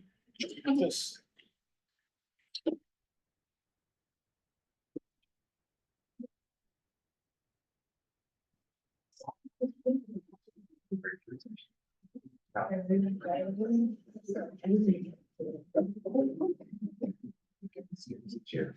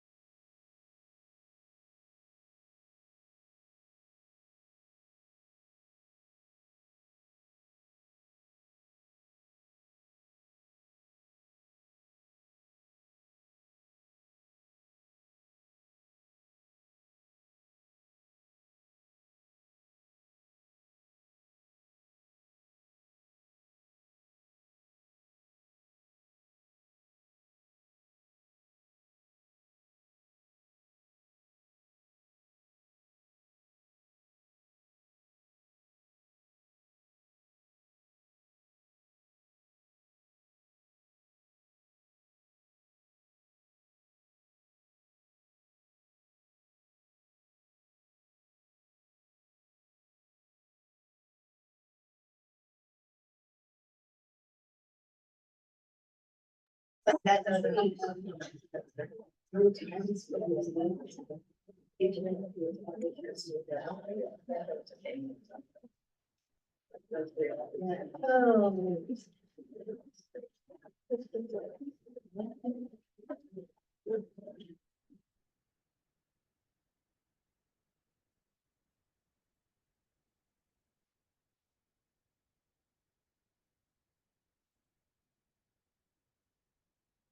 Taking a long time to get the paper around, but because I have it behind me, I'm just gonna roll with it.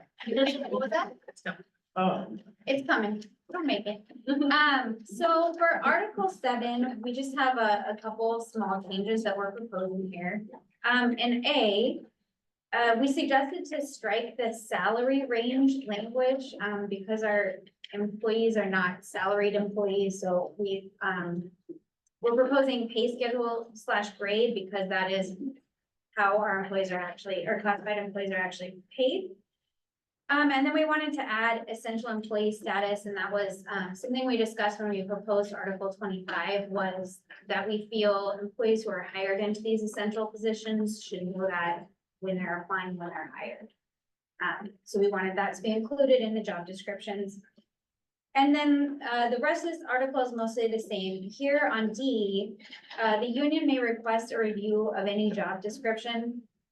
As we were discussing this article as a team, a couple of our members brought up some of our job descriptions have wording or potentially grammatical issues that are a little bit confusing. And so we thought it would be a shared interest if we were to help kind of work out some of those specific issues. And then also just the ability for us to review things that we have questions about when it comes to our job descriptions. Team, is there anything I missed? I have a note, it's not in our proposal, but we would certainly love to recommend that the district review job descriptions to make sure that they are gender inclusive using they, them pronouns.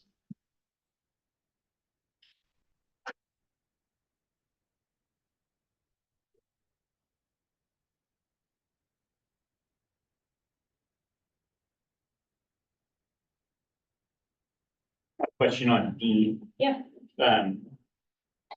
When you're thinking about a review of any job description, is that in like labor management or what does that look like from your perspective? That's a good question. I think labor management probably makes the most sense. Yeah, I don't think we'd have objections to that going to labor management.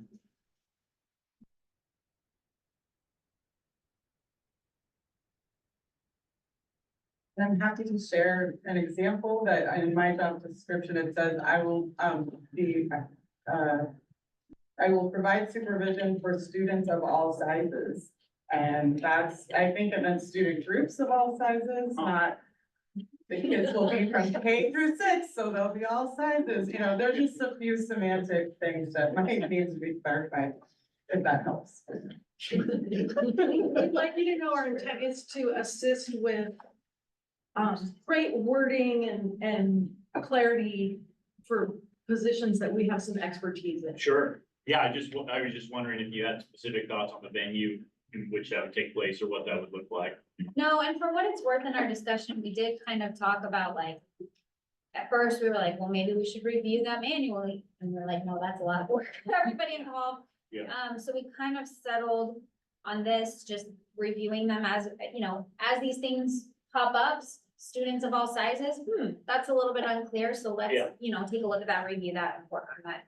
Yeah, I like that suggestion because we already kind of have like a rhythm because we have administrators, supervisory, technical, licensed staff and classified that we kind of try to cycle through and update job descriptions.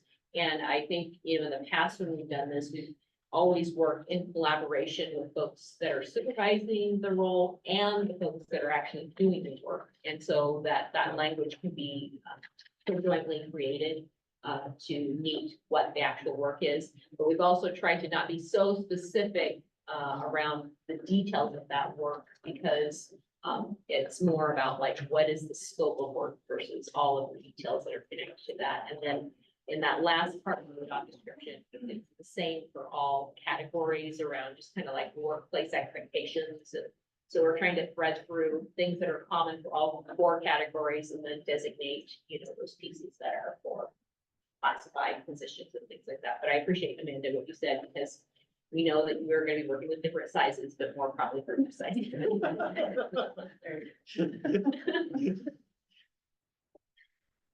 Other questions from the district?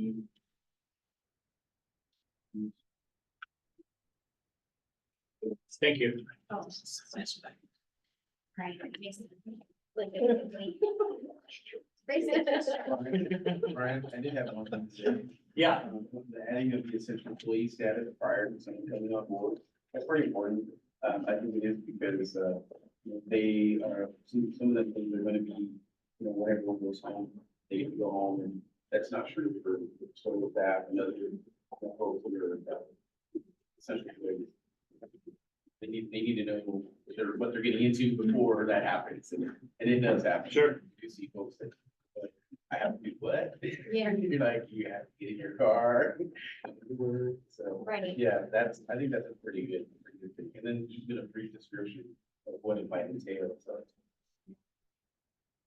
Thank you for that. Yeah.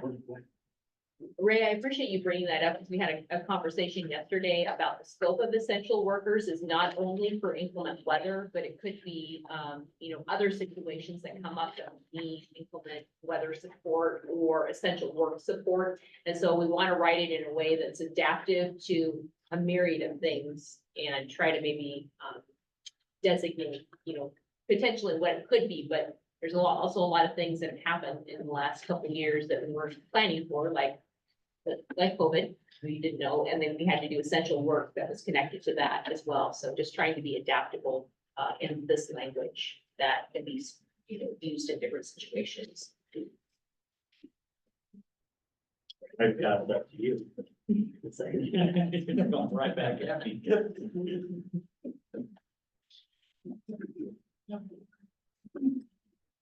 So Article 18, I'm gonna start here with A.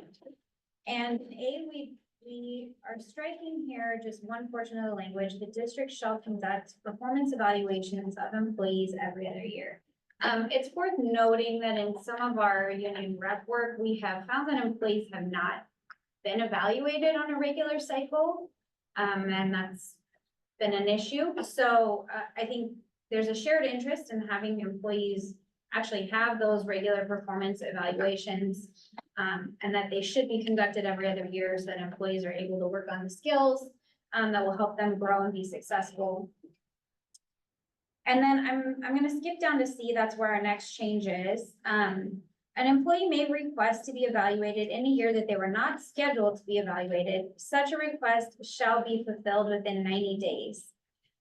And I think some of our discussion here was when employees are intending to move up potentially and apply to a new position, it's really helpful to have a good evaluation in your file when you're applying. I know supervisors look at that. And so paired with the idea that there have been employees who haven't been experiencing these regular evaluations, giving employees the opportunity to request that, or if they have skills that they want to work on to request that evaluation from their supervisor, we think is really important. And then rather than having it be tied to, I think at the beginning, our current contract language is tied to the beginning of the contract year. Rather than that, we wanted it to be tied to like a fulfillment time frame. So if I were to make a request, I'd like to be evaluated, that then there's 90 days for that, for my supervisor to conduct that evaluation. And then in D, it says, our current contract language says performance evaluations are not intended as a substitute for counseling or discipline. And we propose to change that language to the performance evaluation shall not be used as a substitute for counseling or discipline. It's really our feeling that staff shouldn't be walking into an evaluation and hearing for the first time that something is an issue. That should be a regular ongoing conversation with their supervisors. And the evaluation should be a time to focus on their goals and potential growth opportunities.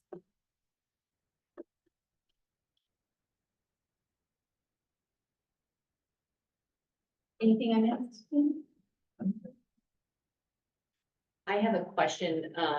I know that Lindy and Brizette oversee the kind of perform tech automation that is connected to this, and there's some timeframes that they have been trying to work through because they don't start the new year until like particularly like at the end of September, because they have to do kind of all of the different evaluations that are not only classified, but license requirements around certain staff at the high school level have like AP results and things like that that can't be added until after the summer kind of goes through. So I just want to make sure, and I want to be transparent, that if we need to adjust that, it would have to be dependent on, Lindy and Brizette's input too, because they oversee that and they're classified staff members, and so want to not create more burden for them who oversee that work too. Yeah, thank you for that. Certainly, we're open to a conversation about the logistics of how this happens. Yeah, our intention on the 90 days is that it'd be a reasonable amount of time for a supervisor to do the evaluation, and moving it from when our members need to make the request to just, they can make a request and then you have enough time to fulfill the request. I just would want to follow up with Lindy and Brizette and see if that is a possibility. Of course. Based on the platform. I had a question in section A. My suspicion anyway, I don't remember bargaining in Dan at least every other year piece was designed to get at a situation where somebody might be in an off year and performance concerns come up. And then as a supervisor, you're like, well, does that mean I have to wait until this time next year to start addressing those performance concerns? I'm assuming that that's not what your goal would be either. I'm just curious as to, how you see that playing out. If I'm a supervisor and it's off year, I start seeing a bunch of stuff. Can I not start utilizing the evaluation process to address concerns at that point? I think we certainly want the evaluation process to be something that is positive for our members and their growth trajectory. So most of our proposal here seeks to strengthen that process, that the evaluation be something that can help them, grow and advance in their career.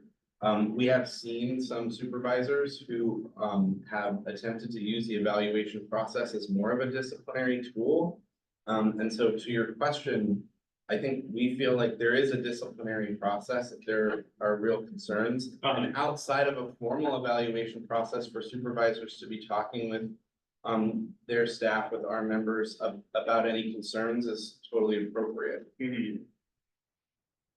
Yeah, thanks for that. I think we work really hard, I know, because I've done professional development with this district and with others to really differentiate between performance correction and discipline. So the way we tend to break it down is if we have somebody who's not performing their job correctly, we wouldn't typically respond to that with discipline, like a letter of reprimand because you're unable to perform a skill in your job is not a very useful tool, right? Punishing somebody for an inability doesn't make a lot of sense for us. Corrective, through a directed goals or plan of assistance is for us the way that you would correct a performance. So while I agree with you that an evaluation shouldn't be used, I do agree with you, evaluation is not disciplinary, but I don't think discipline for work performance, unless it's willful, makes sense either. So I mean, one of the outgrowths of an evaluation is to correct substandard performance potentially, or to help people improve where they're not meeting standard, certainly, for us. And I don't know if you want to chime in on that. I mean, I can speak to usually what we see across districts, but maybe you can talk about more specifically here. Yeah, I think we've tried to keep discipline and evaluation kind of separate.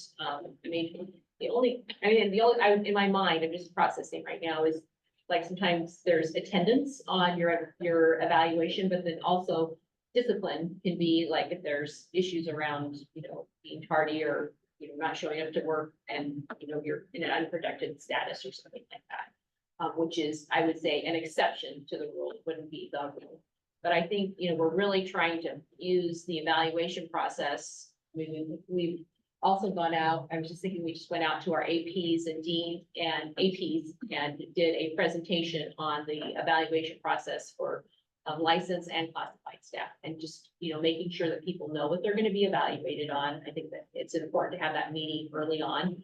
And then also have conversations. We have one of our APs who has a Google Doc where she's collecting information about, what areas do you want to grow in or what areas we can support in. So there's that conversation that's happening between the staff member and their manager, supervisor. And so I think, we don't want, the intention of the evaluation is not to, catch people not doing things in the right way, but also it's like, I caught you in the sense of like, I want to help you grow, and so when someone's starting their role, I think it's different than when someone is kind of like working through things. And there's a lot of factors, I think, when it comes to these evaluation processes, but we want to make it, as clear for people so they know what they're being evaluated on. And then what kind of supports do they need to, like I said, then grow in the way that they need to. But if there are concerns, here, you're absolutely right. That should be noted well in advance of the evaluation so that a person has a chance to make change before the evaluation comes into play. So I mean, that's, what we share in HR with our admin team or supervisors. So I don't know, Martin, wants to add anything? Yeah, I'm processing the same way. And that's the same thing I have attendance and in the meeting with administrators is the message that we sent is like, we don't want anybody to be surprised and say, oh, all of a sudden, we're seeing an evaluation and you haven't done this the last 2 years, right? It should not be a surprise. It should be a conversation. They should, just like we believe that kids need to have a rubric in front of them and know how they're going to be graded. The same thing with evaluations. This is the evaluation. Is there anything we can support you on there? Is there a goal there? And then at the end of the evaluation. I don't know if any of the admin or supervisors, but admin. I was gonna say the same thing Michael was saying, going into these evaluations, it shouldn't be a surprise to the classified staff if they're sitting down with me. If there was a concern, we would have had an ongoing conversation. That was certainly our hope when we were in conversation about this, like if there's a performance concern or something where maybe someone is like really close to excellent, right? It would be great if they had the opportunity to know that for their evaluation so that they can improve, so that when they get to their evaluation, they've had a chance to make that, the best experience possible. I didn't know that William wanted to say. No, I just want a little clarification. So as you're seeing evaluations, that's just over the course of time, what we know is your strengths, your weaknesses, and areas to improve, right? And then we have a progressive discipline, which is outside the evaluation. Am I hearing you right? Yeah, I think the point that I want to make sure that we talk through thoroughly is we don't tend to use progressive discipline for performance problems. I mean, we I tend just to use that term, but what's that? I just use, that's the term I'm used to. But Sure. go ahead. Yeah, I mean, we would use progressive discipline for misconduct, for a willful failure to follow rules or policy. For performance, which I look at as more of an inability to perform functions of my job, we wouldn't give somebody a letter of reprimand and then an unpaid suspension, because that won't help achieve the ultimate goal, which is to raise level of performance. It's just telling somebody, here's a punishment for not doing your job correctly, for us isn't useful.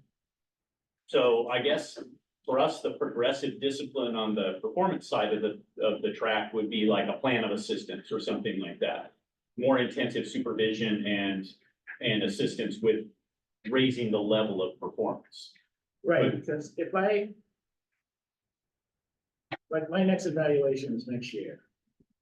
But during the course of this time to next year, I have goals and objectives to meet, okay? But say I become a lazy employee, there's a period outside that evaluation that I would be taught to, Yeah, but not in an evaluated state, Correct. correct? yes, but when you say you'd be talked to or that issue would be addressed, it wouldn't be in the form of disciplinary action. Again, unless it was intentional behavior on your part, it would be in the form of evaluative type of action, like a directed goals or a plan of assistance or something. So then I would see that next year in my evaluation.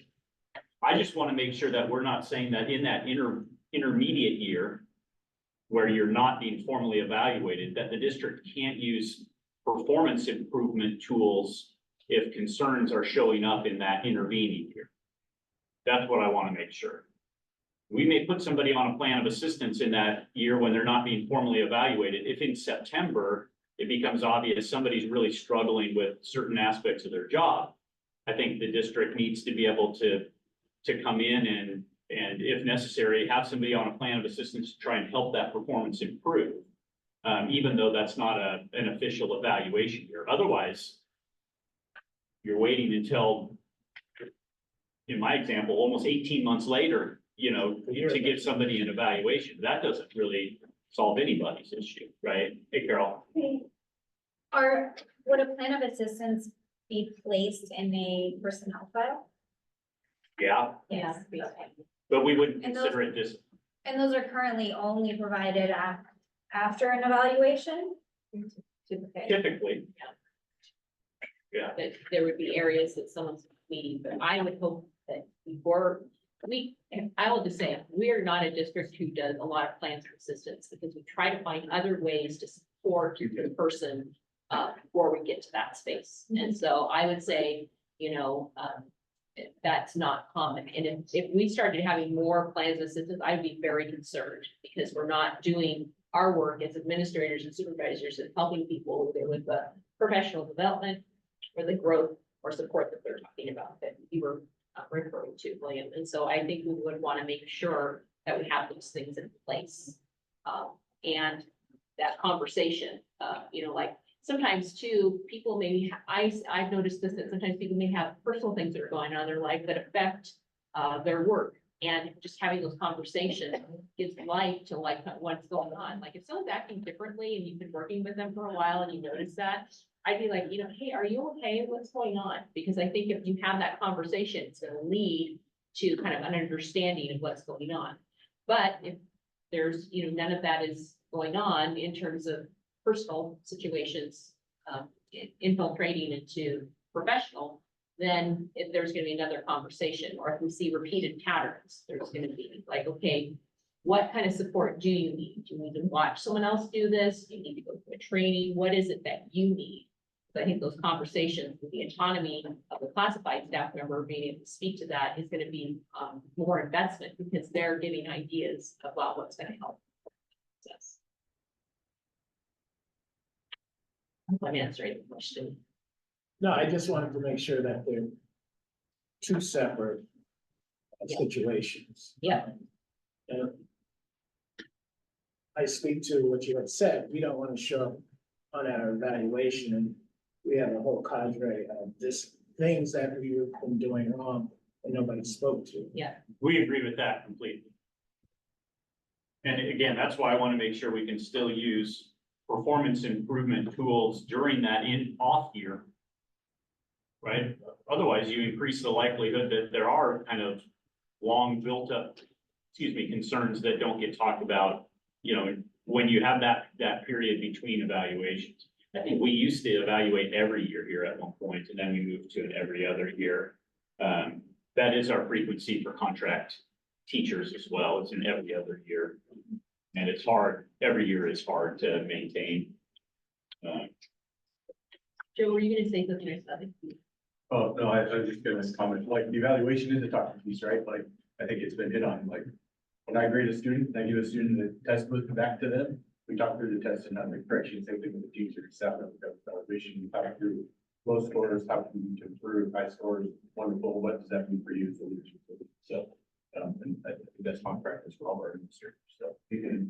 It's good to hear that example because I do think that like grades, evaluations for our members come with a certain amount of expectation and to some degree even anxiety, like Sure. with students and grades, right? And so wanting to protect that as a constructive process is our intention. Certainly in D, the language that is status quo and that we're not changing refers to counseling or discipline. So we're imagining much of what would be coaching would be counseling that would happen in between evaluations, Mhm. but that doesn't mean they get extra report cards. Right?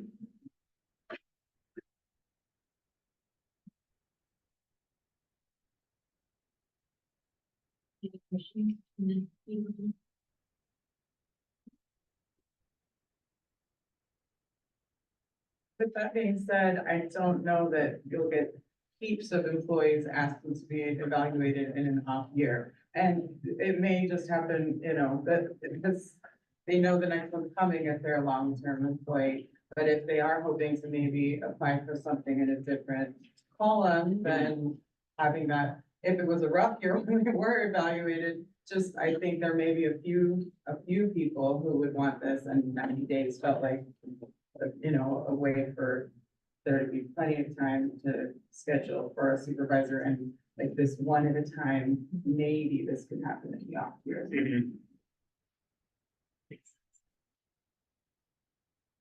Thank you. Thank you. Thank you.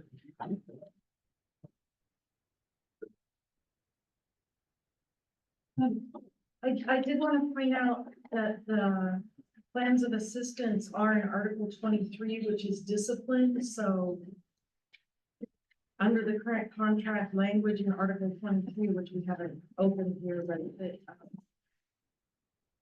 plans of assistance, it says they are considered corrective and non-disciplinary and shall be kept in the official personnel file. So those are sort of a plan for off-cycle thing to help improvement without having to go to a formal evaluation. Yeah, thanks for pointing out that it's located there. I agree. In another place where we specifically called those out as being non-disciplinary because we see it more as a corrective, a performance corrective device than a punitive device. And I think this also speaks back to my point. If I'm on a plan of assistance and I complete it, it doesn't go in my file. If I have a poor evaluation, it stays in my file forever. Mhm. And so I think the plan of assistance is great. Like, we want classified staff to have those opportunities for coaching and improvement. And not to have that follow them for the rest of their career. Mhm. So, Unless they fail to. and if they fail to complete it, I think that's Fair. valid. Yeah, that should be.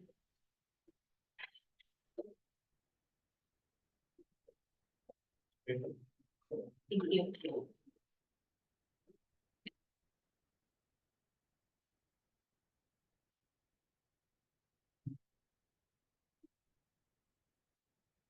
Well, are we ready for caucus? I think so. Okay. Yeah, I think we're gonna do lunch as well, because lunch is at 12, and so we can, get the drinks and then put them over in this area for people to grab. If they need to, lunch will be delivered up here, and then Beth will be presenting at 12:30. Great. Thank you.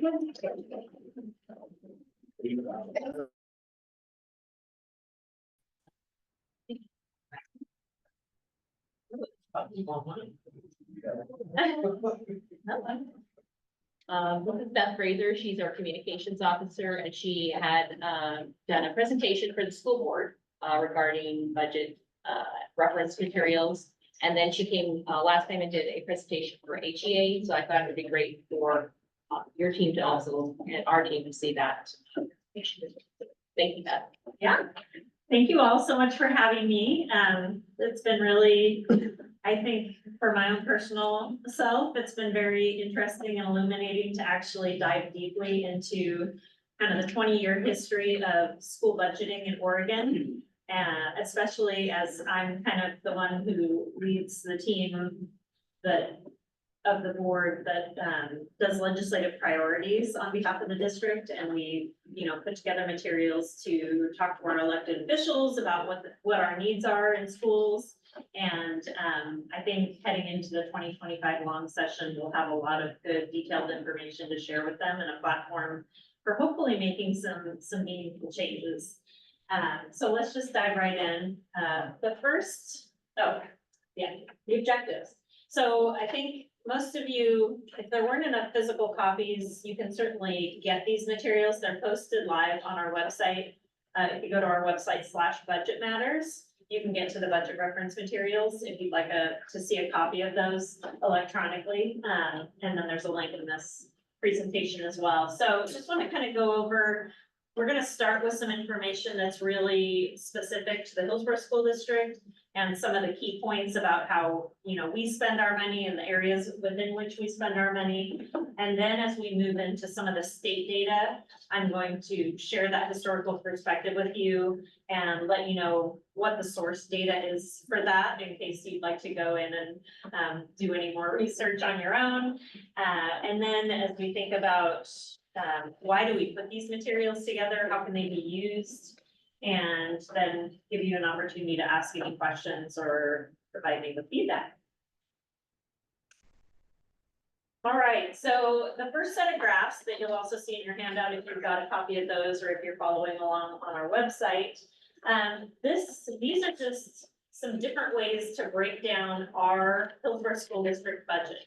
So once all the money gets divided up from the state and flows through to us, these are the big buckets of how we spend our money. So this first one just kind of looks at staffing. This one, to me, this is the graph that shows education is a people-centered business, right? We don't make widgets, we educate children, and to do that, it takes adult humans to do that work. And the vast majority of our staff are licensed and classified. Classified, you're actually the largest group.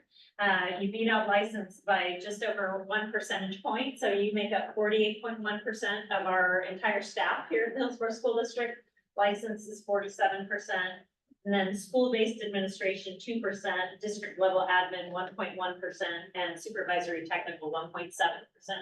So over 95% of all HSD staff members licensed and classified. And for the most part, that's who interfaces with our students on a daily basis.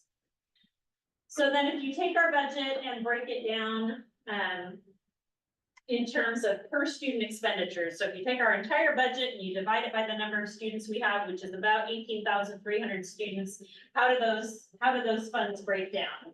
And categorically speaking, we have almost 48% of that what's categorized as instruction, like directly instruction, related services, just over 16% special education, and you can see from there how it goes.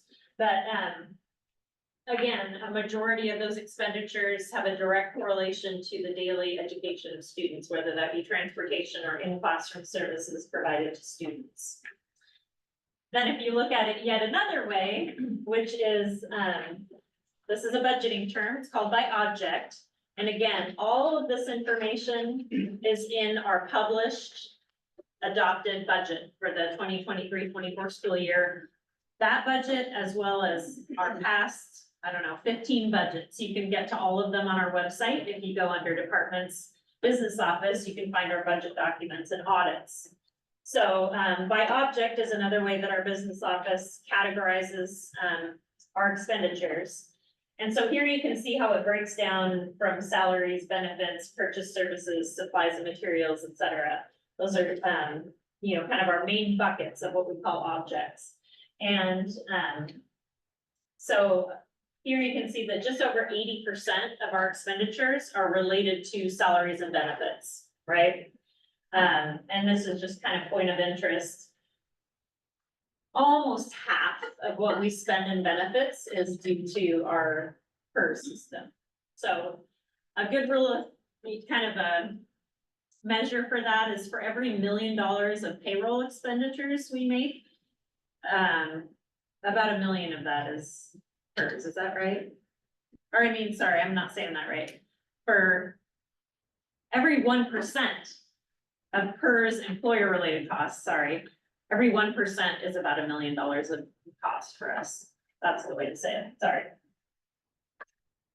So, we have, I know questions have came up in the license session about whether or not we have bonded our, unfunded liability for PERS. We have bonded that a couple of times over the years, and what that means is we have this kind of this part of the PERS system that we're kind of responsible to help fund. And, you know, that's this big, it's almost like a home mortgage, right? And it's a lot, it's a big fund, it's a big number. And the state, if you don't do anything, the state just sets your rate.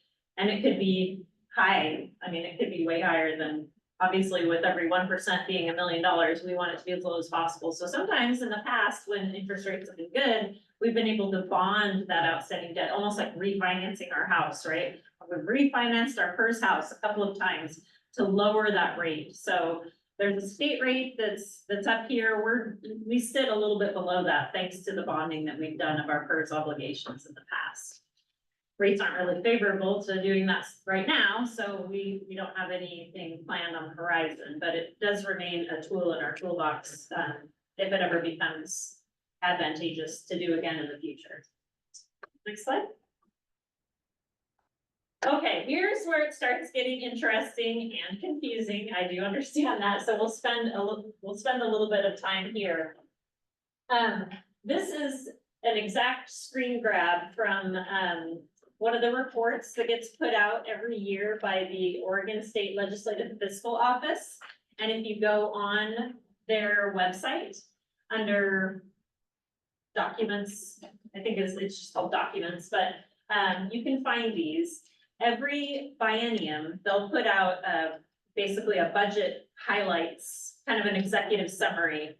Those are, to me, by far the more useful of the documents that they put out, because it's it has some of these useful graphs in it, and it kind of gives you an overview of basically what the legislature decided to do in their session. And the two main graphs that I look at are the general and lottery funds budget.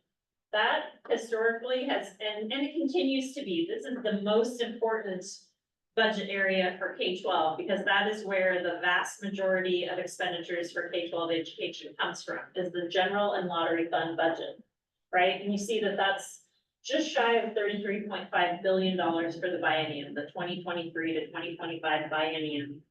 There is also the all funds budget, which includes everything in the general and lottery fund budget, plus federal sources and other sources of money that go into the whole big state pie. And that is like 121 billion. The total funds budget is like 4 times this amount, right? But the general and lottery fund budget, 33.5 billion, right?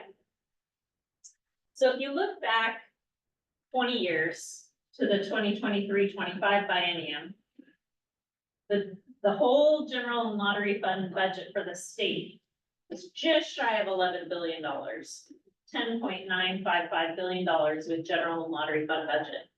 That biennium, the K-12 state school fund, 100% of the K-12 state school fund came from this budget. Same was true in the next biennium. 100% of what was spent on K-12 came from this budget.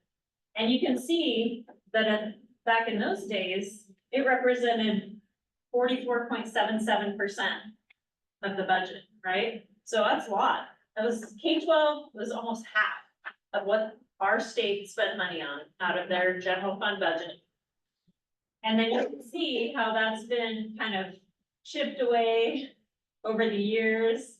K-12 expenditures representing less and less of the total expenditures out of the general and lottery fund budget.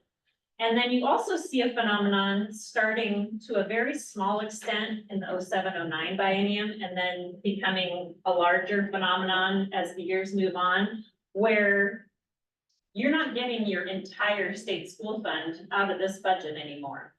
The legislature is like, we feel that we've gotten all we can for K-12 out of this budget. Now, if we want it to increase at all, we need to look at other budget sources.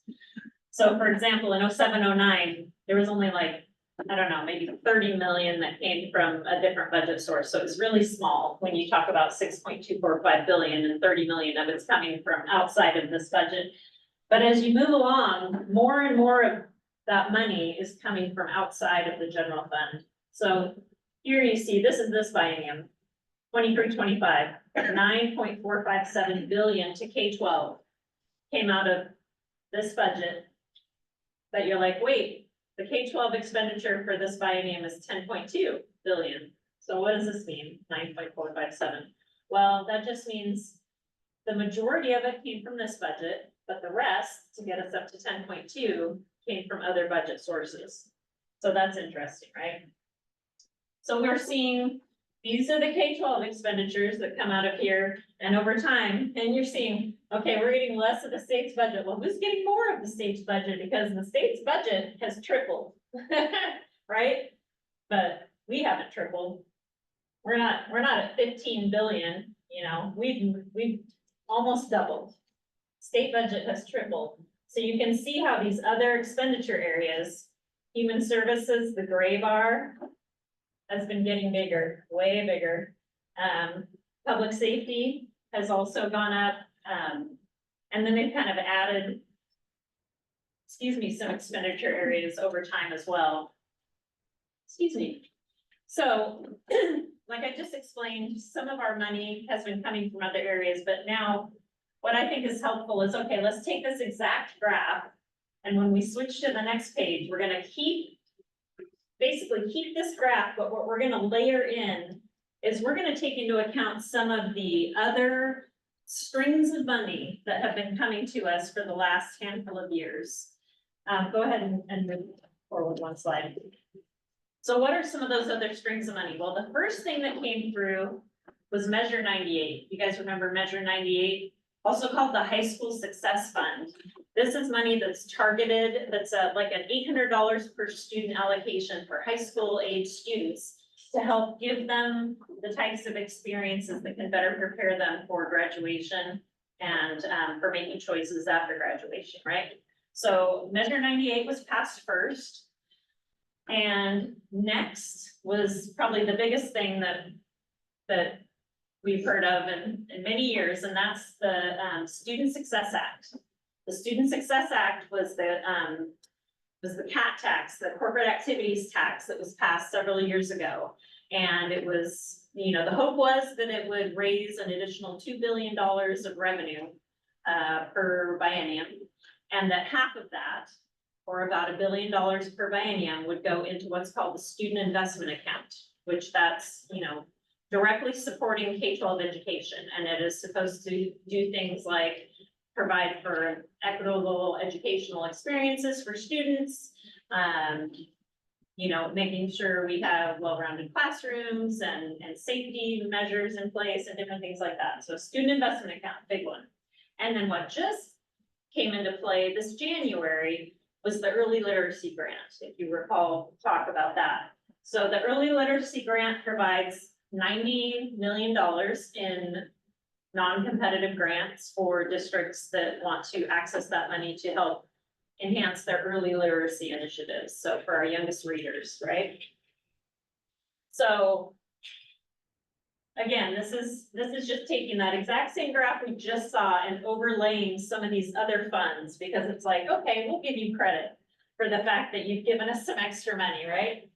So no extra money in these early biennia because those things didn't exist. Measure 98, student success, right? But starting in the 17-19 biennium, we had Measure 98.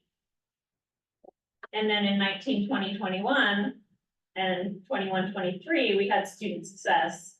And then this year, we had all three: early literacy, student investment account, and Measure 98. So if you add in, so $10.2 billion state school fund, right? And you add in those other sources of funds, we're up to 11.702 billion in this district for this biennium. The thing is, and there's a lot of debate about the quality education model. But that still puts us over $1.5 billion shy of what would be called for in the quality education model. Now, the quality education model is created every biennium by the Quality Education Commission that was started 20 years ago, to identify in very detailed form and with a lot of research behind it, what would it take to have school districts that were high performing and basically had all the resources they need, right? And I mean, it goes down to, this is how many students should be in a classroom, this is how many library media assistants there should be, this is how, it really details it all out and then kind of adds up the costs and says, well, if that's what we want to fund, which, we as, a diverse group of people with expertise in education and related areas, this is what we think it would take. This is what it would cost, $13.227 billion in this current biennium. So many people have kind of said, well, that's a pipe dream, it's never gonna happen, it's way too expensive, we can't afford it. And, I suppose you can feel about that however you want. And also, I know that I pointed out some other areas of state budgeting that have kind of increased as we've decreased. And I'm not vilifying any other way that the state's spending money. I know that spending on health and human services is important and public safety is important and other things. They're all important. However, it speaks to our values as a state, if we really do have a commitment to quality and strong education, then, we owe it to ourselves to figure out a way to support that through sustainable and predictable funding, right? And not always be in this situation where we're just on a razor's edge of whether or not we can continue, improving and enhancing to the degree that we want to and need to, especially as we deal with increasing needs of students as we continue recovering from the pandemic and see, increased behavioral needs and mental health support needs. And,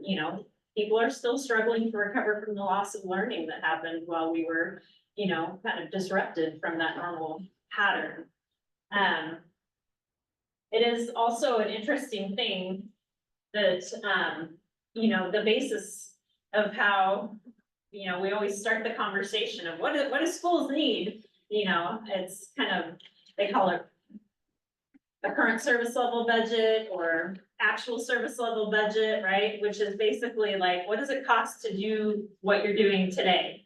And then what would it cost to do the exact same thing tomorrow? Well, what's really interesting about that is that if people don't think we're being adequately successful with, today, then I'm not sure why just trying to do the same thing tomorrow that we did today is supposed to escalate our results. So, but I've now shared this with a lot of people, and even if you give credit for all these things that kind of sit outside of the state school fund, but do add to our ability to serve students, even if you give the state credit for all that, we would still only be at 34.9%. We've still lost almost 10 percentage points from what we had support-wise 20 years ago. So I just think it's an interesting story to tell. And, it's all based on publicly available information. And, but I think just sometimes pointing it out in terms that, are just kind of simple and easy to understand and with concreteness behind it, because I think there have been times in the past where, we've had as a lobbying point for many years or as a legislative priority, stable and adequate funding for K-12 education, right? But I think sometimes that ask, it feels nebulous. So I think as much concrete data that we can put behind it and make it easy for people to grasp and understand and to kind of see how things have been changing over time, hopefully that will give us a little bit more traction to start the conversation for some meaningful change in the future. So that's my hope and goal, and just to kind of make it easier to understand how we've gotten where we've gotten. When, Portland Public was going through their negotiation process in the fall, and obviously they had their strike, I think that there were just a lot of sound bites at that time about, well, the state's not funding us, you know, adequately, and they're like, we gave you plenty of money, and, you know, and so, you know, that just, what's the concrete, what's the reality behind all that, right? So I think for us, that's part of the impetus too, is like, how can we be as transparent and forthcoming as possible about, you know, what is the money that we get? Why do we feel like it's, you know, not adequate, or, you know, where are those pinch points and how do we spend the money that we do have? So that's kind of the intent behind all of this. And then in the next couple of slides, it's just a different, you can go ahead and actually move to the next one. So again, this is kind of some of the information that's included in the graphs, but it's just a different way to break it down.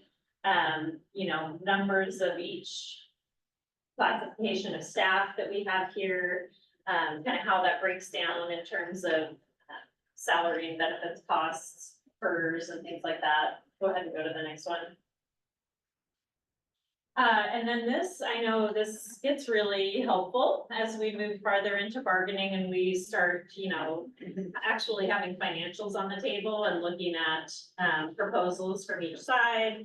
And what would this cost? What might that cost? And so knowing our exact costs, not only for this year, but heading into next year, second year of the biennium, it's a little bit easier heading into the second year of a biennium because you know what your budget is. So, and you can pretty closely estimate what your cost escalators will be. So we have figures in here for this year and next.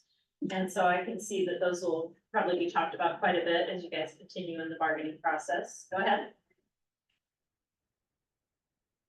So, and then the slide that I skipped earlier, as well as this one, is a little bit more just kind of sharing values and philosophies around things that I've already mentioned, the transparency, the desire around transparency, the desire around, you know, what are those things that are kind of the large concepts in our strategic plan, in our Hillsborough 2035 vision plan that our community has come up with. You're seeing the same things.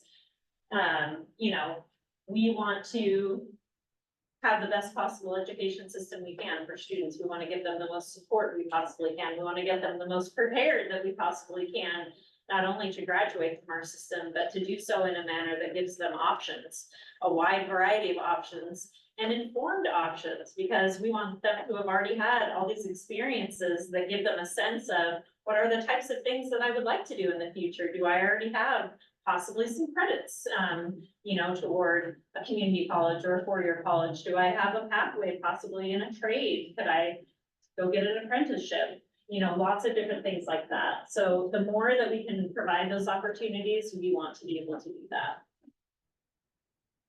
Next slide. Okay. Then we get into a whole different thing. And this is this, to kind of maybe give you a little foreshadowing or just a little quick wrap up too. As you know, we just completed our bond work under the 2017 bond that was passed overwhelmingly by voters. Thank you, voters. It was a $408 million bond, but because of when we sold bonds and the way the market was performing at that time, we realized some amazing premiums on those bonds that we sold. And we were able to access grant dollars from the state, which increased our bond to over $500 million, which incredible. So it allowed us to go further on some projects than we had initially thought we could, and it allowed us to do some additional projects that we didn't know we could. All of that very amazing. And when we went out for that bond in 2017, we told voters, we are not going to come back to you and ask for any more money until 2026. And guess what? It's coming up close.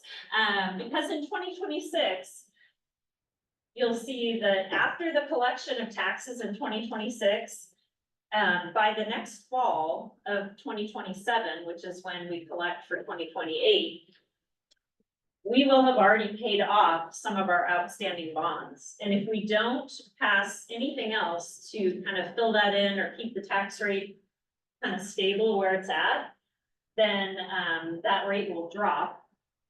Which, you know, I mean, as taxpayers, we're like, sweet, rate drop, but as people who also need to rely on, taxpayer dollars for large capital projects, you know, we kind of want to make that as easy as possible for people to potentially say yes. So we look for those opportunities where we could just kind of fill in that gap rather than raise the rate of taxation on people. So, well, definitely within the next year and a half, probably closer to within the next year, you'll see our school board start making some decisions along those lines of what we're going to do in 2026. Are we going to go out for another capital construction bond only? Are we going to go out for the first time, we've never had one, for a local operating levy? There are a handful of districts in Oregon that have a local operating levy. Those need to be passed every 5 years, and the money that's raised from them can be used for operational purposes such as staffing. That is what you see our neighbors Beaverton doing with their local operating levy. They pay for teachers with that money, teachers and staff, sorry. So, you know, it gets a little complicated because the taxing structure is different between those two. When you're going out for a capital construction bond, you say, we want to raise this much money, and then that basically gets divided among the tax paying entities, both individuals, corporations, entities and whatnot. And then that becomes an amount per thousand that's levied for that. With a local option or a local operating levy, the way that works is you decide a dollar amount, and then that gets assessed on people based on the situation they're in, their individual situation with their assessed value and their real market value. Any gap that exists between the assessed value and the market value, that's subject to the tax. So it's a little hard to estimate, you know, we can get close with our partners in the financial world. But again, it's just gonna be a question of, you know, we've got about a 70 cent per thousand taxing capability that's gonna happen here in 2 years, and it's just how do we best spend that 70 cents per thousand, right? It could potentially raise 300+ million if it's just a capital construction bond, and if we have that much, what can we do with it? We have a long-range planning committee that has restarted gathering now that our bond work is complete, and they're gonna start looking at what are those projects that have been already building up since we passed the last bond. And, you know, looking ahead to the future, things that we need, you know, we got a lot of technology in that last bond, and of course, as a result of the pandemic, and technology only has so long of a life. So I'm sure that'll be a big component of anything that we think about moving forward, and there are considerations, of course. So I know this was a lot of information. I talked really fast, but if there are any questions, I'm happy to take them. So you're saying at one time that lottery money was just directly for schools? And other hands got in the pot, or it was always a percentage of the? So they consider general fund and lottery fund dollars to be part of one kind of bucket item. I think, what does lottery bring in, like 18 million a year or something? I mean, it's not that, I mean, it's more than that. That might be what I think Will gets. It's, and of that $33 billion pie that you saw, the lottery portion of that, less than 10%. But anyway, I mean, can you go back to that, Him? It's like slide 3, maybe, or 4. That one. So this only shows the expenditures, it doesn't show the revenue sources, but if you go in there, I'm sure it would break down what proportion is lottery, but anyway, I think the main thing is, this is kind of like their operational budget, like we consider our general fund budget as our kind of our operational budget. Other things, you know, what we get from federal government to support special education, for example, is not what we would consider part of our general fund budget because it's very directed dollars, right? This is more of the state's general fund budget, and what comprises the funding for it, part of it is from the lottery. Yeah. Every time you buy a lottery ticket, you're supporting education to some extent, right? That's how I justify my weekly lottery. 1.7 billion in lottery funding for the last 1.7. 1.7 billion Thank for fiscal year 2021. Okay, so yeah, it's a really, I mean, it's great, everything helps, right? And the fact that, you know, that we get a chunk of those funds, that's great. But, you know, some of the marijuana tax is in there too. It doesn't get called out, but it's, some of it's in there. Yes. What has been the student population change, like 0507 to 23 to 25? Yeah. Yeah, if we overlaid, student enrollment, we'd probably see a bit of a mountain. Right, because we were growing. And then we've kind of, not like that steep of a decline, but, heading into our bond in 2017, like that was, I mean, and we legit thought with our demographic studies that we had done and with how our enrollment projections were going, like we were up above 20,000 students, you know, just barely, but we were over 20,000 students and we thought that was gonna keep growing, right? But in these last couple of years, especially since pandemic, and it's not just us, it has been across the state, but we're definitely down. We're at 18.3 right now, and we were just over 20. So in the last 4 years in particular, that drop has definitely occurred. And you know, declining enrollment is not good for any district because enrollment does dictate funding. So we, you know, certainly don't want to be in that position. I think we feel like we're kind of stabilizing and hopefully gonna start back on the trajectory of some growth. You know, we do struggle from the same thing other people do, which is there's a bit of a lower birth rate that we've seen. So there aren't as many kinders coming into our system as, you know, maybe historical trends would have dictated.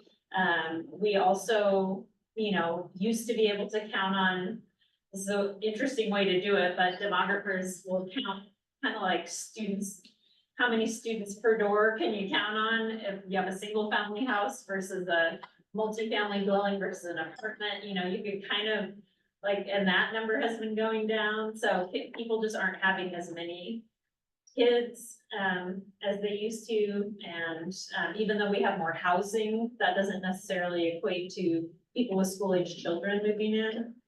So there's a lot of things at play, and of course, affordable housing is another thing. Go ahead. Yeah, I just wanted to note for you guys that there will be more enrollment information when I come forward with the budget update. Thank you. Yeah, with the actual like Davis demographics report that can show you like by school and by neighborhood where they're expecting growth. Pretty cool. Thank you. Thank you. Is this helpful at all? I hope. Yeah, definitely. Yeah. Great. Well, at any time, if you realize that you have additional questions, please feel free to, obviously, I'm Michelle here. She's, you know, our financial officer, but also feel free to ask me or if you have questions about, you know, advocacy, especially as we head into the fall and get some more things solidified. Do we have access to the slide deck? Yes. I think there, yes, I think I shared it with, Kira, Nathaniel, and Bethany. We'll send it up. Okay, great. Thank you. Okay. Thank you, Bethany. Appreciate it.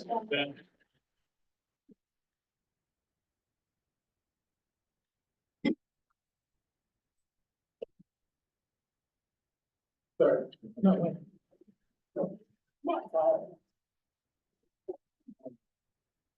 So in terms of our time that's left, we were trying to have some conversations about the articles that you presented on job descriptions and evaluations. And I think with the job descriptions, we feel like we can agree upon language that you're presenting around the pay schedule grade, and then just maybe a slight adjustment to D around review of any job description. We wanted to add language around labor management. We feel like the essential employee bonus that is tethered to Article 25 that you presented to us, that we want to kind of do a little deeper dive into that. And what we'd like to propose is that we would have some time to bring that back in April, and bring those two forward, for those two. Sure. And then, for Article 18 on evaluations, we didn't have a chance to connect with Lindy and Brizette on just the, number of days, and so we feel like we need to also do some follow-up on that. If we are able to do that today, we would potentially bring that back, but it may be April 2nd as well. Yeah, and I will say that, we did not feel like we had enough time we were kind of trying to figure out what we could get through, with the shared interest of maybe getting to a TA today. Yeah, But we weren't able to get through, any one individual proposal to be ready to bring back to you, and now, missing a couple of people on our team. yeah, So I do apologize for that. We wanted to be able to get there too. yeah, we totally understand. I just wonder, we were wondering if it's best for us to kind of just, put the agenda together now and then go into caucus to kind of get work done. So we don't have to come back in here, but I wanted to get your thoughts on that and what you were thinking. I think that feels right. Okay, Yeah. so we were thinking, if you feel like you need some time to get together to talk about what you might be bringing forward, we kind of tried to do some preliminary, we talked about, countering Article 25, 7, and 18 on our side because you presented those. And then we also thought about presenting Article 20 on the next session. That is great. Let me look at, our list. We would love to come back on, 9, 6, 8. And, we're not sure yet about coming back on 2. That would also depend on, fulfillment of an information request that might be potentially large, so that might take you some time.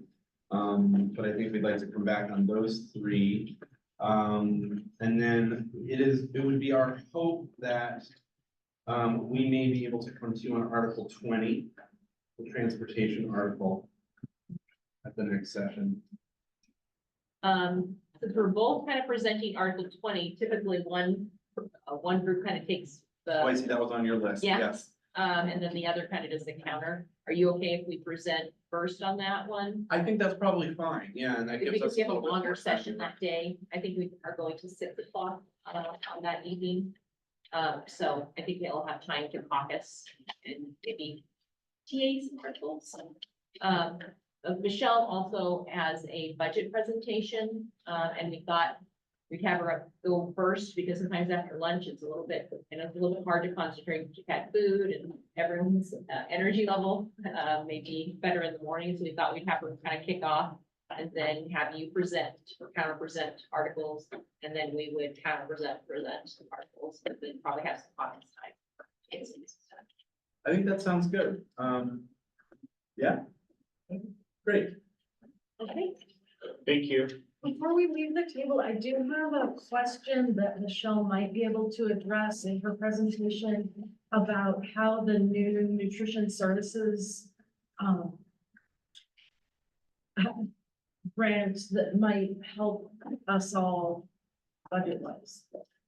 I'm just hoping that that's something that, Maybe she can talk on. yeah, Since she's not here, I can ask about that. I know that there was a presentation done to the board, last time, and Nate presented on how it's going to increase, some positions, and then some of the 3.75, positions will move to 4.0 positions.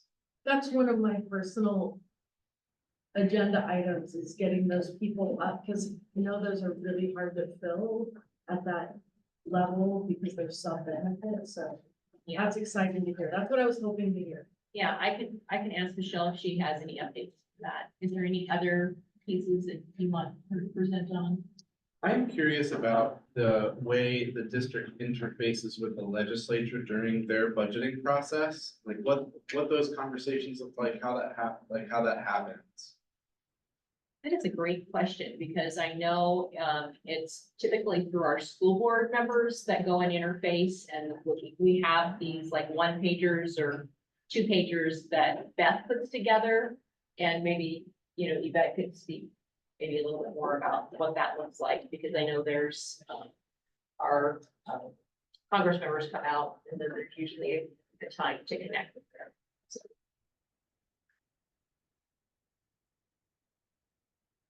Other pieces? I think that's it. I just want to say, I really appreciate the dialogue and the questions that we had today. I felt like, just really like, we had a high level of engagement just around, you know, the things that we presented and the things that were presented to us. So thank you for that and the conversation. You know, the rest of your afternoon is really productive. Work to get done. Yeah, thank you, likewise. Yeah. Thank you.